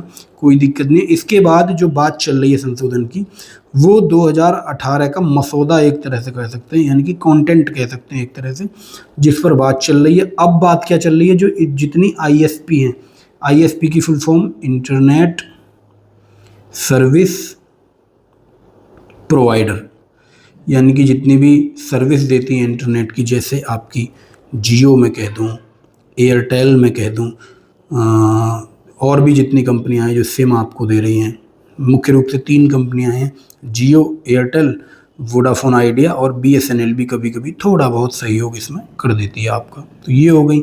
इसके अलावा जितने भी सर्च इंजन आज की डेट में चल रहे हैं, सर्च इंजन क्या होते हैं? जहाँ पर हम सर्च करते हैं चीज़ों को, जैसे कि गूगल महाराज, जैसे कि ChatGPT भी आजकल इसमें आ गए हैं, यहाँ पे हम चीज़ों को सर्च करते हैं। ये AI टूल है, ChatGPT आर्टिफिशियल इंटेलिजेंस है एक तरह से, यानी कि कृत्रिम दिमाग, कृत्रिम बुद्धिमत्ता। जैसे ChatGPT हो गए, बहुत सारे हैं, किसी एक का नाम लिखना ठीक भी नहीं है। सर्च इंजन हो गए, और भी बहुत सारी कंपनियां हो गई, सोशल साइट्स हो गई, जितनी सोशल साइट्स हो गई, क्योंकि यहाँ पर अपराध लगातार बढ़ रहा है, तो इन पर नियंत्रण करने के लिए 2018 का मसौदा मुख्य रूप से जो फोकस बिंदु हैं, एक बिंदु तो ये है कि इन पर नियंत्रण करा जाए, और ये कहा जाए कि भाई ये 180 दिन तक की जितनी भी गतिविधियां इनकी साइट पे होंगी, यानी कोई भी अकाउंट, एक तरह से कोई भी व्यक्ति पिछले 180 दिन में उसने क्या सर्च किया, क्या कमेंट किया, किसे गाली दी, किसे मैसेज किया, सब ये अपने पास रिकॉर्ड रखेंगे। यानी कि कोई व्यक्ति ID अपनी डिलीट भी कर दे तो 180 दिन तक उसकी जानकारी रहेगी इनके पास। यानी उसके खिलाफ कोई कंप्लेंट होती है, जैसे मैं ID बनाता हूँ, उससे कोई क्राइम करता हूँ और ID को डिलीट कर देता हूँ, मेरे खिलाफ कोई शिकायत होती है, मान लो 20 दिन बाद शिकायत होती है, 40 दिन बाद डेटा मांगा जाता है प्रक्रिया से गुजरने के बाद, तो पूरे 180 दिन तक, पूरे 6 महीने तक मेरी ID डिलीट नहीं होगी, वो उनके पास डेटा उनका रहेगा। तो हालांकि डिलीट तो अब भी नहीं होती है, हमें लगता है कि डिलीट बटन पर क्लिक किया और डिलीट हो गई। कंपनी के पास सारा डेटा होता है, इसलिए कोई भी ऐसा काम ना करें जो आपको फंसा दे। इंटरनेट को बिल्कुल इस समय बड़े ही ध्यानपूर्वक हमें इस्तेमाल करना होगा। और 2008 में क्या हुआ, एक तो हमने सोशल साइट्स की बात करी, आईएसपी की बात करी, सोशल मीडिया की बात करी, है ना। इसके अलावा सोशल मीडिया से क्या होता है, देखो एक तो अफवाहें बहुत ज़्यादा उड़ती हैं, इन पर कंट्रोल किया जाए।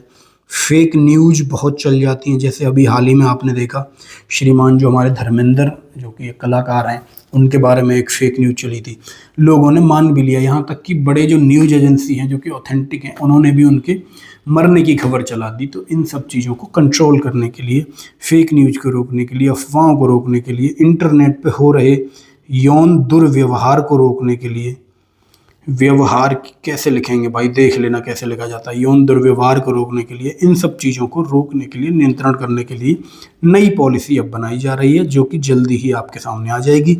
एग्ज़ाम से पहले आ जाएगी, तो एक एक अक्षर उसका अच्छी तरह पढ़ लेना। एग्ज़ाम के बाद यदि आएगी तो बहुत ज़्यादा इम्पोर्टेंट हमारे लिए नहीं रहने वाली। 1 घंटे की क्लास हमने कंप्लीट कर ली। अब हम चलते हैं आपको लेके किताब के मसौदे पे, किताब के कंटेंट पे। ठीक है, बहुत ज़्यादा परेशान आपको नहीं होना, 1 घंटा मैंने लगातार आपको पढ़ाया है। देखो मैं 1 घंटे से लगातार बोल रहा हूँ, और ये लगातार बोलना आपको, यदि आप इसके नोट्स बना रहे होंगे तो आपको, मुझे लग रहा है आराम से इसके नोट्स बनाने में भैया 2-3 घंटे लग जाएंगे। फिर इसको आपको समझना है, समझने में तो कोई दिक्कत आपको हुई नहीं होगी, ये मैं गारंटी ले रहा हूँ कि जितना आपकी समझ में आ गया होगा, जितना मैंने बोला है वहीं से क्वेश्चन बन जाएंगे। आप इस स्थिति में आ जाएंगे कि क्वेश्चंस को बना पाएँ, बशर्ते आप जितना कंटेंट मैंने दिया इसे नोट करके रख लें अपने पास। कुछ भी इससे बाहर नहीं आएगा, आता भी है तो कुछ ना कुछ वो लिंक इस तरह से आएगा कि इस क्लास से वो क्वेश्चन बनने की स्थिति में रहेगा। मैंने जब एग्ज़ाम दिया था तो मैंने इससे भी कम पढ़ाई करी थी। ये तो मैंने आपके एग्ज़ाम के लिए, जब मैंने पढ़ाने के लिए कंटेंट बनाया, मैं कोई चीज़ इंपॉर्टेंट छूटे ना, उस हिसाब से आपके लिए मैंने ये कंटेंट तैयार किया। और बिल्कुल क्या होता है बच्चे के साथ, विद्यार्थी जीवन में एक तरह का संघर्ष है। एक तो वो एज ऐसी है कि उछल कूद छटपटाहट रहती है कुछ ना कुछ करने की, तो बहुत ज़्यादा चंचल दिमाग इधर उधर आपका भागेगा कि ये कर लूँ, वो कर लूँ, अरे यार ये नौकरी कर लूँ क्या, प्राइवेट नौकरी कर लूँ क्या, ये कोर्स कर लूँ, वो कोर्स कर लूँ। तो बड़ा धैर्य के साथ डिसीजंस आपको लेने हैं कि क्या करना है। यदि आप तैयारी कर रहे हैं तो बड़े धैर्य के साथ, डिसिप्लिन मांगती है, देखो सिलेक्शन डिसिप्लिन मांगता है, डेडिकेशन मांगता है, आपका समय मांगता है। डेडिकेशन से आप लगे रहेंगे, रोज़ाना पढ़ेंगे, आपका मन नहीं कर रहा फिर भी आप पढ़ाई करेंगे। आपका आज मन नहीं, आप 1 घंटा कम पढ़ लेंगे लेकिन पढ़ेंगे ज़रूर। आपका किसी दिन मन है तो आप 2 घंटे ज़्यादा पढ़ेंगे ज़रूर। यानी ऑन एन एवरेज आपकी पढ़ाई का जो टाइम है तैयारी के दौरान, वो 7-8 घंटे आपके एवरेज निकलने चाहिए हफ्ते के, ऐसा मैं मान के चल रहा हूँ। खैर, अब हम आगे बढ़ेंगे किताब के कंटेंट की तरफ, किताब के कंटेंट की बात करेंगे। बिल्कुल घबराना नहीं है, संघर्ष ही जीवन है, आप सब जानते हैं जितने भी। और भारत के महान व्यक्तित्व नाम से किताब हुआ करती थी, आप जानते हो तो 8वीं में, 10वीं में, 9वीं में, 7वीं में हमने एक किताब पढ़ी, भारत के महान व्यक्तित्व। वो किताब खुद गवाह है भाई, खुद सबूत है इस बात की कि जितने भी बड़े लोग हुए वो संघर्षों से निकले, वो चुनौतियों से निकले, उन्होंने संघर्षों को स्वीकार किया, कभी हार नहीं मानी, वो बैठे नहीं थक कर, वो लगे रहे, लगातार लगे रहे। और आज देखो उनका नाम हम इतिहास की किताबों में, महान व्यक्तित्वों की किताबों में पढ़ते हैं। तो क्यों पढ़ते हैं? क्योंकि संघर्षों से उन्होंने हार नहीं मानी, वो लगे रहे, अपने ध्येय में निरंतरता उन्होंने बनाए रखी, डेडिकेशन उन्होंने दिखाया अपना। तो उसी डेडिकेशन से हमें भी लगना है, हम भी सिलेक्शन लेकर रहेंगे। और हो सकता है आप और हम में से कोई इतिहास में अपना भैया नाम भी अंकित करा दे, कोई बड़ी बात नहीं है, मुझे पूरा भरोसा है आप जैसे चीतों पे। तो किताब का कंटेंट बहुत ज़्यादा इसमें कुछ अलग नहीं है, जो चीज़ें हमने अब तक पढ़ी वही हैं, लेकिन एक रीडिंग मैं आपकी मरवा देता हूं, क्योंकि मैं पहले क्या कहता था कि मैं पढ़ाऊंगा उसके बाद किताब की रीडिंग आप मारेंगे, वो काम मैंने ख़त्म किया। हालांकि यदि आप किताब की रीडिंग मारते हैं तो बहुत अच्छी बात है, बहुत शानदार आपके लिए रहने वाला है, लेकिन मैं वो काम भी कर देता हूँ। सूचना प्रौद्योगिकी अधिनियम 2000 किताब में क्या क्या चीज़ें हैं वही चीज़ें मैंने आपको बताई। इलेक्ट्रॉनिक लेन देन को प्रोत्साहित करना, ई कॉमर्स, ई ट्रांजेक्शन, इन सब को बढ़ाने के लिए, ई शासन को बढ़ावा देने के लिए। ई शासन क्या होता है? देखो, ई शासन में आपको कन्फ्यूजन हो रहा होगा। इलेक्ट्रॉनिक लेन देन आप सब जानते हैं, फ़ोन के माध्यम से इलेक्ट्रॉनिकली जो लेन देन हो रहा है। ई कॉमर्स आप सब जानते हैं, कॉमर्स मतलब वाणिज्य। इलेक्ट्रॉनिक के माध्यम से कि वेबसाइट वगैरह के माध्यम से फ्लिपकार्ट, अमेजन ऐसी साइट्स हैं जो ई कॉमर्स करती हैं, यानी कि व्यापार अपना करती हैं इलेक्ट्रॉनिक माध्यम से। ई ट्रांजेक्शन्स आप जानते हैं, वही लेन देन वाली बात है। ई शासन, ई गवर्नेंस क्या होता है भाई? ई गवर्नेंस ऐसा होता है, आपने देखे बहुत सारे वेबसाइट आपको ऐसी दे दी गई गवर्नमेंट ने जहां आप अपनी शिकायत कर सकते हैं। बहुत सारे पोर्टल दे दिए, यहाँ तक कि एप्लीकेशन आपको बहुत सारे दे दिए जहां से आप अपनी शिकायत करते हैं, IRS डालते हैं, कोई कंप्लेंट करते हैं, मुख्यमंत्री पोर्टल पर डालते हैं, 1930 पे कॉल करके आप अपनी शिकायत दर्ज करवाते हैं। ऐसी बहुत सारी चीज़ें दी। इनका मतलब हुआ ई शासन को बढ़ावा, यानी शासन इलेक्ट्रॉनिक रूप से काम कर रहा है, उसे बढ़ावा मिल रहा है। अपराध पर नियंत्रण मुख्य इसकी बात है। कोई भी कानून आता है वो अपराध पर नियंत्रण के लिए ही आता है, हम सब बहुत अच्छी तरह से जानते हैं। तो तत्कालीन राष्ट्रपति KR नारायण जी ने 9 जून 2000 को इस पर हस्ताक्षर किए और 17 अक्टूबर 2000 को ये पूरी तरह लागू हो गया। इसके बाद एक संशोधन हुआ 2008 में, जो कि 27 अक्टूबर यानी कि 17 अक्टूबर के 10 दिन के बाद, अगर डेट के हिसाब से लिंक बना के याद करने के लिए 2009 को ये भी लागू हुआ। संशोधन में डिजिटल हस्ताक्षर को इलेक्ट्रॉनिक हस्ताक्षर के स्थान पर मान्यता दी। मैंने आपको बताया था कि इलेक्ट्रॉनिक हस्ताक्षर की जगह देखिए चिन्हक शब्द का प्रयोग किया है। हो सकता है एग्जाम आपके सामने चिन्हक कह दे, हो सकता है हस्ताक्षर कह दे, तो आपको थोड़ा सा इंग्लिश का ध्यान रखना है इस कानून से संबंधित। जब भी कोई क्वेश्चन आपके सामने आएगा या कंप्यूटर से रिलेटेड कोई भी क्वेश्चन आपके सामने आता है, थोड़ी सी इंग्लिश पे भी उसकी ध्यान हम देंगे, क्योंकि कभी कभी आसान हो जाता है इंग्लिश में क्वेश्चन को समझना। मैं आगे बढ़ा। संपूर्ण भारत में है 13 धाराएं हैं और 13 अध्याय हैं और 94 इसमें धाराएं हैं, जिसमें 91, 92, 93, 94 4 धाराएं मैंने कहा था ये बिल्कुल पूरी तरह हटा दी थी, और बीच बीच में से भी बहुत सारी धाराओं में बहुत सारी धाराएं हटाई गई। यानी कि जो 2008 का संशोधन है वो एक बड़ा संशोधन है, एक तरह से हम इसमें मान सकते हैं। धारा 2 में परिभाषाएं दी गई हैं। एक्सेस की परिभाषा मैं आपको बता ही चुका हूँ, यानी कंप्यूटर में कोई घुसे, एक्सेस करे कोई भी फाइल, उसके साथ छेड़छाड़ करे, ये सारी चीज़ें। प्रेषित कौन होता है? यानी कि जिसे मिलता है, जो प्राप्त करता है। प्रवर्तक द्वारा, प्रवर्तक कौन होता है? भेजने वाला, यानी प्रेषक कोई प्रवर्तक कहा गया है। ये बात आपकी समझ। इसके अंतर्गत मध्यवर्ती नहीं आता, इस पॉइंट को आप ध्यान रख लेंगे। मध्यवर्ती का मतलब मैंने आपको व्हाट्सएप पे मैसेज भेजा तो मैं हुआ प्रेषक या मैं हुआ प्रवर्तक, लेकिन आप जिसे मैसेज मिला आप हुए इस मामले में प्रेषिती, यानी एड्रेसी। आपके एड्रेस पे भेजा गया था, आप हुए एड्रेसी, आपको एड्रेस किया था मैंने, आपको एड्रेस करके भेजा था। लेकिन जो बीच में बैठा है आदमी, बीच में कौन है? हमारे और आपके व्हाट्सएप जो बीच में बैठा है, व्हाट्सएप इसके लिए जिम्मेदार नहीं है। ये कहा कि इसमें व्हाट्सएप नहीं आता प्रेषिती में, एड्रेसी में, तो आखिरी व्यक्ति आता है, आप ये समझ गए होंगे। अफिक्स इलेक्ट्रॉनिक सिग्नेचर की बात मैंने करी थी कि इलेक्ट्रॉनिक सिग्नेचर को अफिक्स किया जाएगा किसी भी डेटा को, अभिलेख मतलब रिकॉर्ड को प्रमाणित करने के लिए। अधिप्रमाणित यानी आधिकारिकता में प्रमाणित करने के लिए इसका प्रयोग किया जाता है। पद्धति सूची 2 में, अनुसूची 2 में बताया गया कौन सी पद्धति क्या प्रक्रिया होगी, आप सब जानते हैं। संचार डिवाइस यानी कम्युनिकेशन डिवाइस, पूछ लिया गया था एग्जाम में कि सेल फोन की क्या परिभाषा दी गई है, सेल फोन की क्या परिभाषा दी गई है IT अधिनियम में, तो जी हाँ, हम कह सकते हैं इसकी परिभाषा दी गई है और संचार युक्ति के अंतर्गत सेल फोन आता है।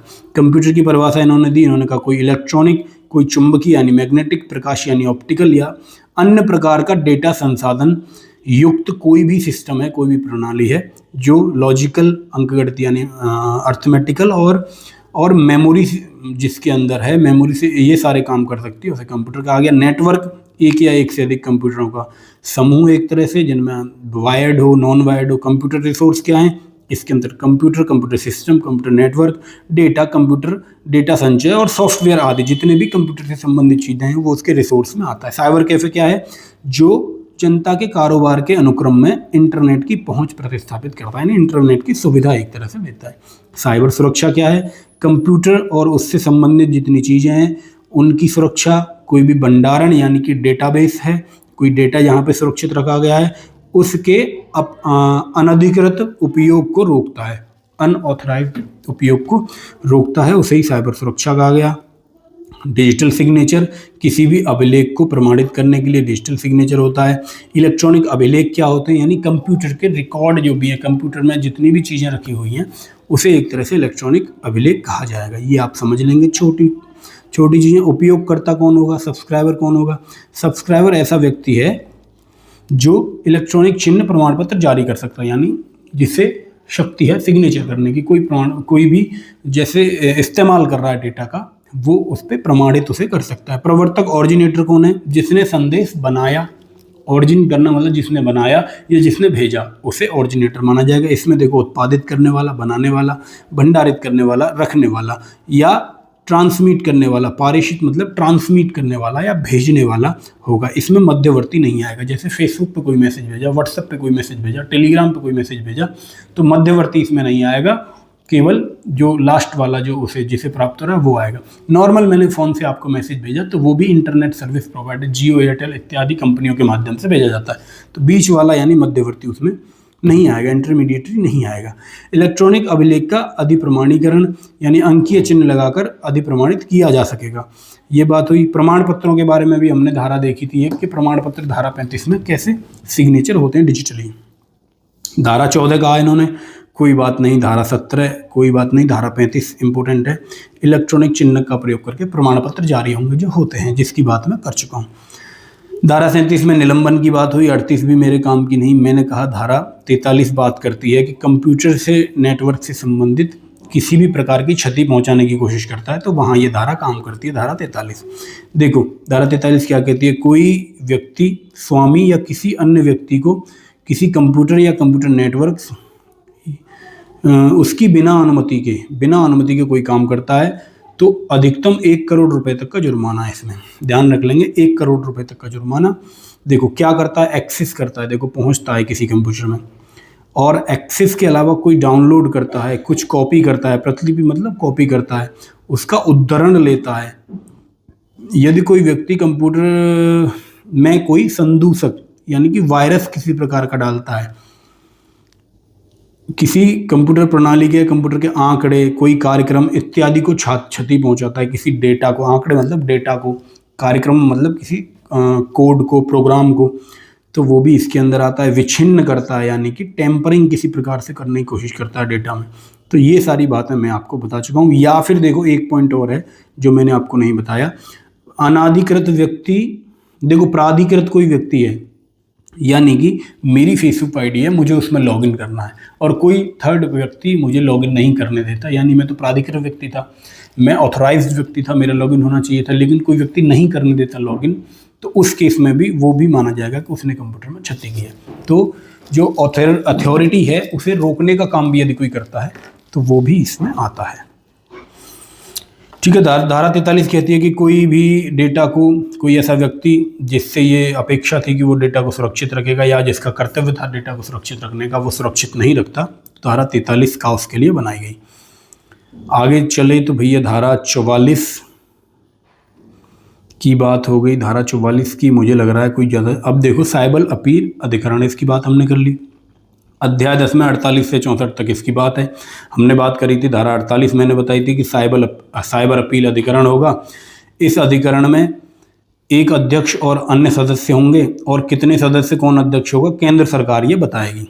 कोई संख्या नहीं दी, एक अध्यक्ष होगा, ये आप बात समझ लेंगे क्योंकि अध्यक्ष होगा तो एक ही होता है, ये सब जानते हैं। 2008 में इसमें संशोधन हुआ और कहा अध्यक्ष और सदस्यों का चयन केंद्र सरकार मुख्य न्यायाधीश के परामर्श से करेगी।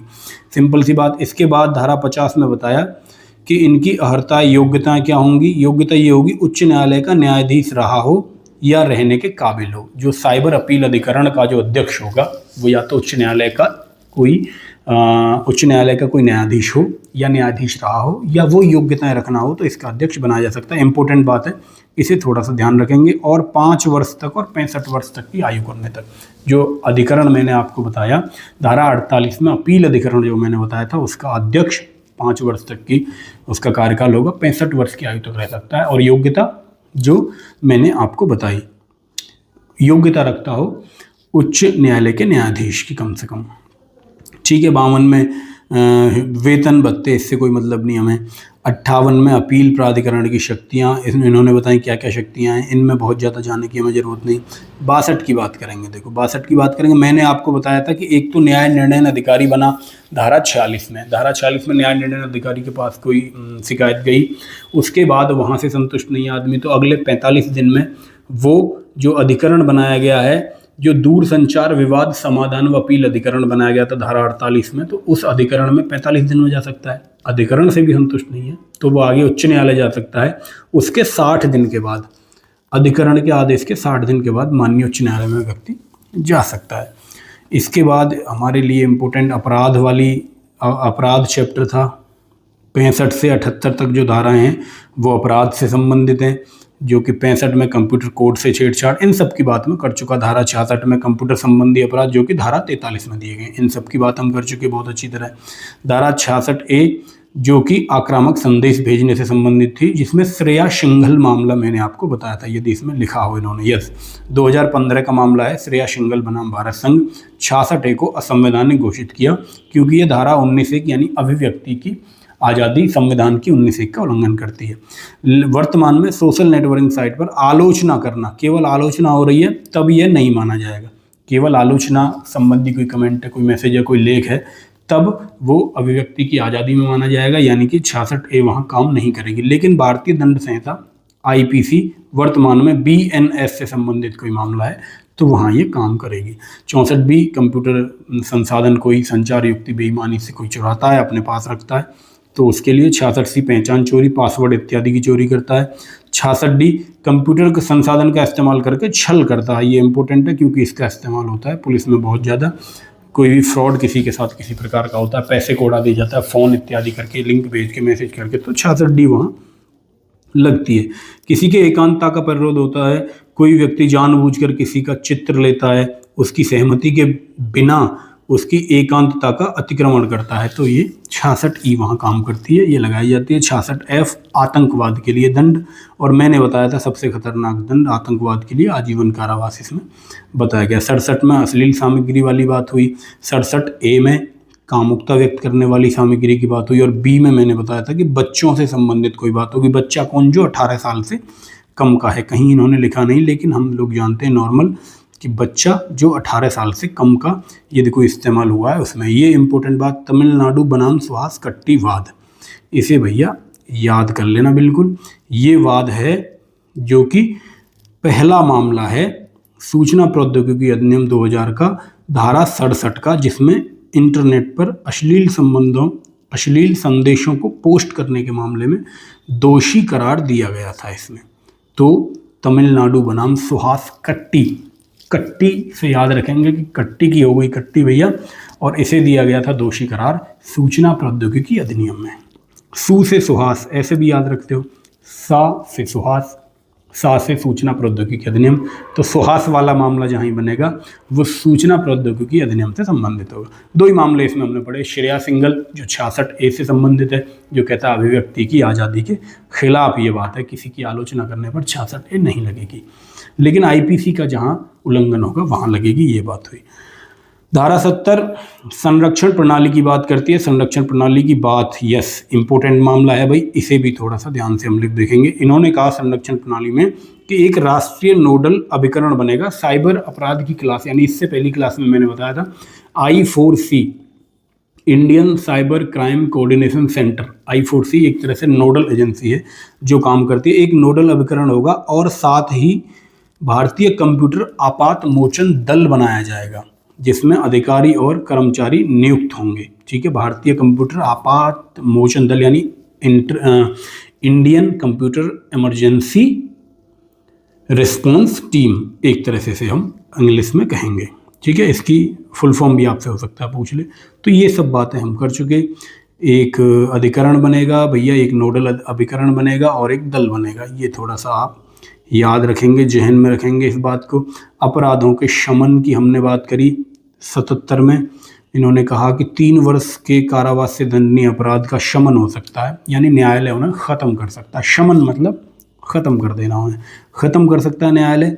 लेकिन जहां 18 वर्ष से बच्चे से संबंधित कोई मामला है या फिर सामाजिक या आर्थिक स्थिति पर प्रभाव पड़ता हो प्रत्यक्ष देश की, वहाँ का मामला है, तो वो शमन नहीं किया जाएगा, उसे ख़त्म नहीं किया जा सकता। 77 भी कहती है कि 3 वर्ष या इससे अधिक की अवधि के कारावास वाले जितने अपराध हैं वो संज्ञेय हैं। 3 वर्ष से अधिक वाले कौन से होते हैं? हमने 3 तरह के अपराध, छोटे अपराध, गंभीर अपराध, जघन्य अपराध, यानी गंभीर और जघन्य अपराध के मामले में वो संज्ञेय होगा और 3 वर्ष से कम सजा वाले जितने अपराध हैं जिन्हें छोटे अपराध की कैटेगरी में रखा जाता है वो असंज्ञेय प्रकृति के होंगे, यानी पहले माननीय न्यायालय उसमें आदेश करेंगे क्या करना है। 78 अपराधों का अन्वेषण करने की शक्ति तो इन्होंने कहा निरीक्षक, इंस्पेक्टर साहब से अन्यून रैंक का, इंस्पेक्टर साहब खुद कर सकते हैं या उनका कोई अधिकारी, आगे ऊपर की रैंक की कोई बात ही नहीं करी, ऊपर की रैंक का कोई भी अधिकारी कर सकता है। ये 2008 में इन्होंने करा। पहले कौन करता था? उपाधीक्षक, डीएसपी रैंक के यानी कि सीओ रैंक के अधिकारी इसमें किया करते थे। आगे चलेंगे, धारा 80 की बात करेंगे।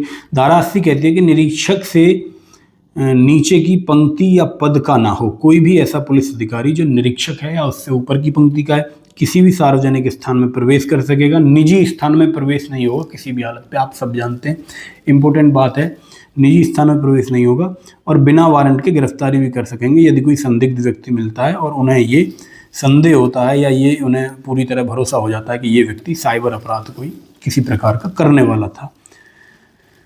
तो ये बात हो गई भाई, अविलंब मजिस्ट्रेट साहब के यहाँ पेश होंगे, ये सब बातें हम कर ही चुके हैं। इस अधिनियम में इन 3 लोगों को अभियोजित नहीं किया जाएगा। राष्ट्रपति, महामहिम राष्ट्रपति और राज्यों के राज्यपाल साइबर अधिनियम के अंतर्गत नहीं आते, विदेशी राष्ट्रों के प्रमुख इसके अंतर्गत नहीं आते और संयुक्त राष्ट्र संघ के पदाधिकारी इसके अंतर्गत नहीं आते। ये आप याद रखेंगे। जो फैक्ट हैं इनकी बात हम कर चुके हैं। पहला साइबर पुलिस स्टेशन कर्नाटक के बेंगलुरु में था, बिल्कुल इंपॉर्टेंट बात। साइबर लॉ की बात कर चुके हैं, 30 जनवरी 1997 को जो यूएनओ ने जिसे अंगीकार किया था, इसकी बात पिछली क्लास में भी कर चुके थे। पहला वायरस क्रिपर बात हो चुकी। साइबर पंक्स, ये एक बार क्वेश्चन आ गया था तो ये बार बार इसे फैक्ट के रूप में दे रहे हैं हमें। उपयोगकर्ता इलेक्ट्रॉनिक रिकॉर्ड का प्रमाणित करने हेतु उपयोगकर्ता एक डिजिटल हस्ताक्षर करने होते हैं, बिल्कुल नॉर्मल सी बात है। आईपी एड्रेस वो होता है जिससे एड्रेस का पता चलता है। सीसीटीवी क्लोज सर्किट एक तरह से इलेक्ट्रॉनिक निगरानी है। एंटीवायरस कंप्यूटर की सुरक्षा के लिए होता है। डीओएस का मतलब डिनाइल ऑफ सर्विस होता है। ये फैक्ट आप बिल्कुल इन्हें याद रख लेंगे क्योंकि ये पहले एग्जाम में आए हुए हैं, इसलिए इन्होंने यहाँ रखे हैं। आगे चले, धारा 86, धारा 87, 88 जरूरी है जिसमें समिति का गठन होता है। साइबर विनियमन सलाहकार समिति बनती है जो कि सलाह देगी किसी भी अधिनियम के, इस अधिनियम के प्रावधान को क्रियान्वित करने के लिए केंद्र सरकार आवश्यक नियम बना सकती है। इनसे ये सलाह लेगी केंद्र सरकार और नियम बना सकेगी इनकी सलाह के बाद। 2008 में संशोधन हुआ। 8वें संशोधन की बातें हम सारी कर ही चुके हैं। 2018 का मसौदा क्या है? तो इंटरनेट सर्विस प्रोवाइडर जो कंपनियों के लिए है एक तरह से, और जो सोशल मीडिया प्लेटफॉर्म है उन पे थोड़ा सा ध्यान इसमें दिया गया है। इतनी बातें हो गई। नियम बनेंगे, इसमें कुछ नियम प्रावधान ये सब चीज़ें बताई कि ऐसी एजेंसियां बनेंगी जो 24/7 अधिकारियों के संपर्क में रहें, जो भी किसी भी अपराध से संबंधित डेटा यदि मांगा जाता है तो दे पाएँ और 72 घंटे में ही दे पाएँ। हालांकि अभी लागू नहीं हुआ, इस पर भी बातें चल रही हैं। और सोशल मीडिया प्लेटफॉर्म के लिए 180 दिनों का कानून, 180 दिनों का रिकॉर्ड रखने की बात की गई। वो गतिविधि कानूनी है कि गैर कानूनी है ये तो बाद में पता चलेगा, पहले वो रिकॉर्ड तो रखेंगे। साइबर अपराध की बात हम कर चुके हैं, साइबर अपराध पूरी तरह हम पढ़ चुके हैं। अब मैं क्वेश्चंस पे आपको लेके चलता हूँ। पूछ ले कि भाई ये अधिनियम कब लागू हुआ। अब आप यहाँ से ये समझेंगे कि किस तरह के क्वेश्चन जो है एग्जाम में पूछे जाते रहे हैं और किस लेवल तक आपको पढ़ना है। यहाँ से आपको पता चल जाएगा कि नॉर्मल रीडिंग से आपका काम चल जाएगा। देखो भैया, पहला क्वेश्चन, अधिनियम कब लागू हुआ भाई? तो अक्टूबर में लागू हुआ था 2000 में, 17 अक्टूबर। सही जवाब। आगे बढ़े, पूरी चीज़ें मैंने आपको बताई दी हैं इसमें। सूचना प्रौद्योगिकी संशोधन अधिनियम 2018 27 अक्टूबर 2009 को लागू हुआ था, मैं आपको ये बात भी बता चुका। कंप्यूटर को कहाँ परिभाषित किया गया है, थोड़ी सी इंपॉर्टेंट बात इन्होंने अब हमसे पूछ ली। तो मैंने बताया था 2 के झा में, 2 के जे में, जे में बताया था कि आई में बताया था, 2 के आई में, आई को ही अंग्रेजी में कहा गया। तो इसका आप याद रखेंगे भैया। थोड़ा सा मज़ेदार सवाल उन्होंने पूछा, सी यानी कि 2 के झा में कंप्यूटर की परिभाषा दी गई है। तो कंप्यूटर की परिभाषा तो पूछ ही सकता है क्या है भाई, तो थोड़ा सा परिभाषा को भी आप लोग पढ़ लेंगे, इस पर नज़र डाल लेंगे क्योंकि ऑप्शन में कुछ ऐसा कंफ्यूजिंग न दे दे ताकि आप फंस जाएं। देखो, किसी इलेक्ट्रॉनिक रिकॉर्ड का सवाल देखो, चौथा, किसी इलेक्ट्रॉनिक रिकॉर्ड को प्रमाणित करने हेतु उपयोगकर्ता को करने होंगे भैया डिजिटल हस्ताक्षर करेगा। ऑप्शन ए, सिंपल बात है, चारों ऑप्शन पढ़ के समझ में आ जाएगा। 5वां, इनमें से कौन सा शब्द सूचना प्रौद्योगिकी अधिनियम 2000 की धारा 3 जो कि इलेक्ट्रॉनिक रिकॉर्ड के कृषि से संबंधित है, धारा 3 से जुड़ा नहीं है, पब्लिक कुंजी, प्राइवेट कुंजी, हैज फंक्शन, विजेट। तो इसका उत्तर भैया मुझे भी देखना पड़ेगा, डी यानी विजेट की बात कर रहा है। हैज फंक्शन क्या होता है? हैज फंक्शन क्या होता है? प्राइवेट, पब्लिक, एक तरह से कुंजी का मतलब हो गया की, यानी कि एक तरह का पासवर्ड की, एक चाबी की बात कर रहा है ना, पासवर्ड की बात कर रहा है। एक पब्लिक पासवर्ड, प्राइवेट पासवर्ड होगा। हैज फंक्शन एक वैल्यू होती है, हैज वैल्यू किसी भी डेटा की, जिसके बारे में बहुत ज़्यादा डिटेल में मुझे नहीं लगता जानने की ज़रूरत होनी चाहिए। ये हैज़ वैल्यू किसी भी डेटा की एक हैज़ वैल्यू होती है, यानी जब वो डेटा बनता है तो एक सॉफ्टवेयर होता है, एक तरह से डिवाइस होती है जो उसकी हैज़ वैल्यू बताती है। जब उसकी जांच होती है कि इसमें कोई छेड़छाड़ तो नहीं की, तो वो हैज़ वैल्यू से ही पता चलता है। आगे चलेंगे हम 6वें क्वेश्चन पे। तो कहता है भैया सूचना प्रौद्योगिकी अधिनियम 2000 की किस धारा के अंतर्गत नियंत्रक एवं अन्य अधिकारियों की नियुक्ति की जाती है? बहुत ज़्यादा ये क्वेश्चन नहीं है जरूरी, लेकिन इसने दे दिया तो 17 नंबर धारा में ये की जाती है इसकी नियुक्ति। इस 7वां क्वेश्चन, सूचना प्रौद्योगिकी अधिनियम 2000 के अंतर्गत आपराधिक मामले के रूप में सामने क्या आया है? तो तमिलनाडु बनाम सुहास कट्टी, इसकी बात हम कर चुके हैं। 2017 में ये क्वेश्चन आया था, जो कि इम्पोर्टेंट है। देखो मैं क्या बताऊं आपको, जितने भी वाद है ना आपके मूल विधि से संबंधित, जितने भी वाद हैं, वाद बहुत इंपॉर्टेंट हैं, वादों से सवाल अक्सर आते रहे हैं। तो साइबर अपील अधिकरण के अध्यक्ष और सदस्यों की नियुक्ति करते समय केंद्र सरकार किससे परामर्श लेगी? तो मुख्य न्यायाधीश से, अभी बात करी थी हमने। अगला क्वेश्चन 9वां आपके सामने, साइबर अपील अधिकरण के आदेश से व्यतीत व्यक्ति उच्च न्यायालय में जा सकता है 60 दिनों के अंदर, इसकी भी बात हमने अभी करी थी। 65 से 78 तक जो है वो अपराध के बारे में थे, तो साइबर अपराध, ये भी काम हो गया। 11वां, सूचना प्रौद्योगिकी अधिनियम की किस धारा के अंतर्गत कंप्यूटर से छेड़छाड़ करना जो है अपराध है? तो मैं आपको बताया था भैया धारा 65 मैंने आपको बताई थी कंप्यूटर से छेड़छाड़ के लिए, धारा 65। ये आप इसका डिस्कशन पढ़ लेंगे। आज PDF थोड़ी ठीक तरह मुझे लग रहा है बन नहीं पाई। 12वां क्वेश्चन आप देखें, ये 12वां क्वेश्चन, संसूचना सेवा आदि द्वारा आक्रामक संदेश भेजने पर, मैंने आपको बताया था आक्रामक संदेश यदि कोई व्यक्ति किसी को भेजता है, तो 66 की ए मैंने बताई थी, जिसमें श्रेया सिंगल मामला था, जिसमें कहा था आक्रामक यदि आलोचना है तो उस पर कोई, सर्वोच्च न्यायालय ने कहा था उल्लंघन नहीं होगा, असंवैधानिक उसे नहीं माना जाएगा आलोचना को, लेकिन यदि IPC के अंदर वो आता है तो वो दंडनीय है। साइबर आतंकवाद के लिए हमने बात करी थी 66F की, अभी बात आ गई है।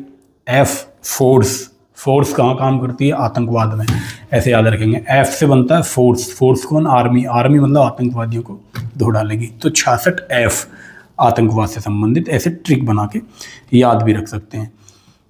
बच्चों के बारे में अश्लीलता वाले मैंने B में बताया था, 67B, B से होता है बॉय यानी बच्चा, तो 67 की B बात करेगी। अश्लीलता तो 67 हो गई, B फॉर बॉय, 67B में बच्चों के बारे में, बॉय के बारे में, बच्चे जो 18 साल से कम उम्र के हैं। तो ये बात आपकी समझ में आ गई भैया। मैं आगे चला 15वें क्वेश्चन पे, सूचना प्रौद्योगिकी अधिनियम की किस धारा के तहत नाजुक सूचना अवसंरचना संरक्षण प्रणाली को घोषित किया गया? तो धारा 70 इन्होंने यहाँ पूछ लिया, आपसे पढ़ लेना इसका डिस्क्रिप्शन एक बार।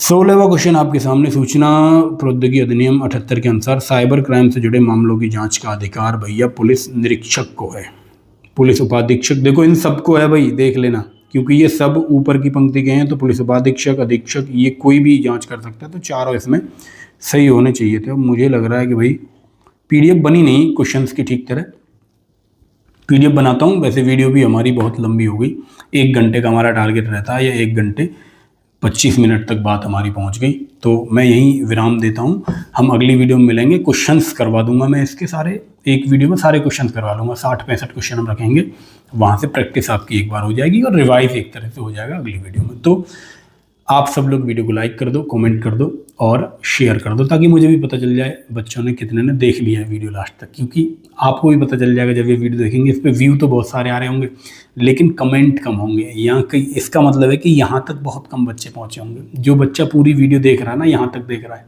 सिलेक्शन उसी का होना है। व्यू तो बहुत सारे आ रहे हैं वीडियोज़ पर, लेकिन पढ़ने वाला बच्चा बहुत कम है। आप यहाँ तक पहुँचे, इसका मतलब आप सीरियस होकर पढ़ाई कर रहे हैं। तो मैं ये शुभकामनाएं आपको देता हूँ कि जल्दी ही आपका सिलेक्शन दोस्त हो जाना चाहिए। आज की क्लास की यहीं समाप्त। आपको जय हिंद।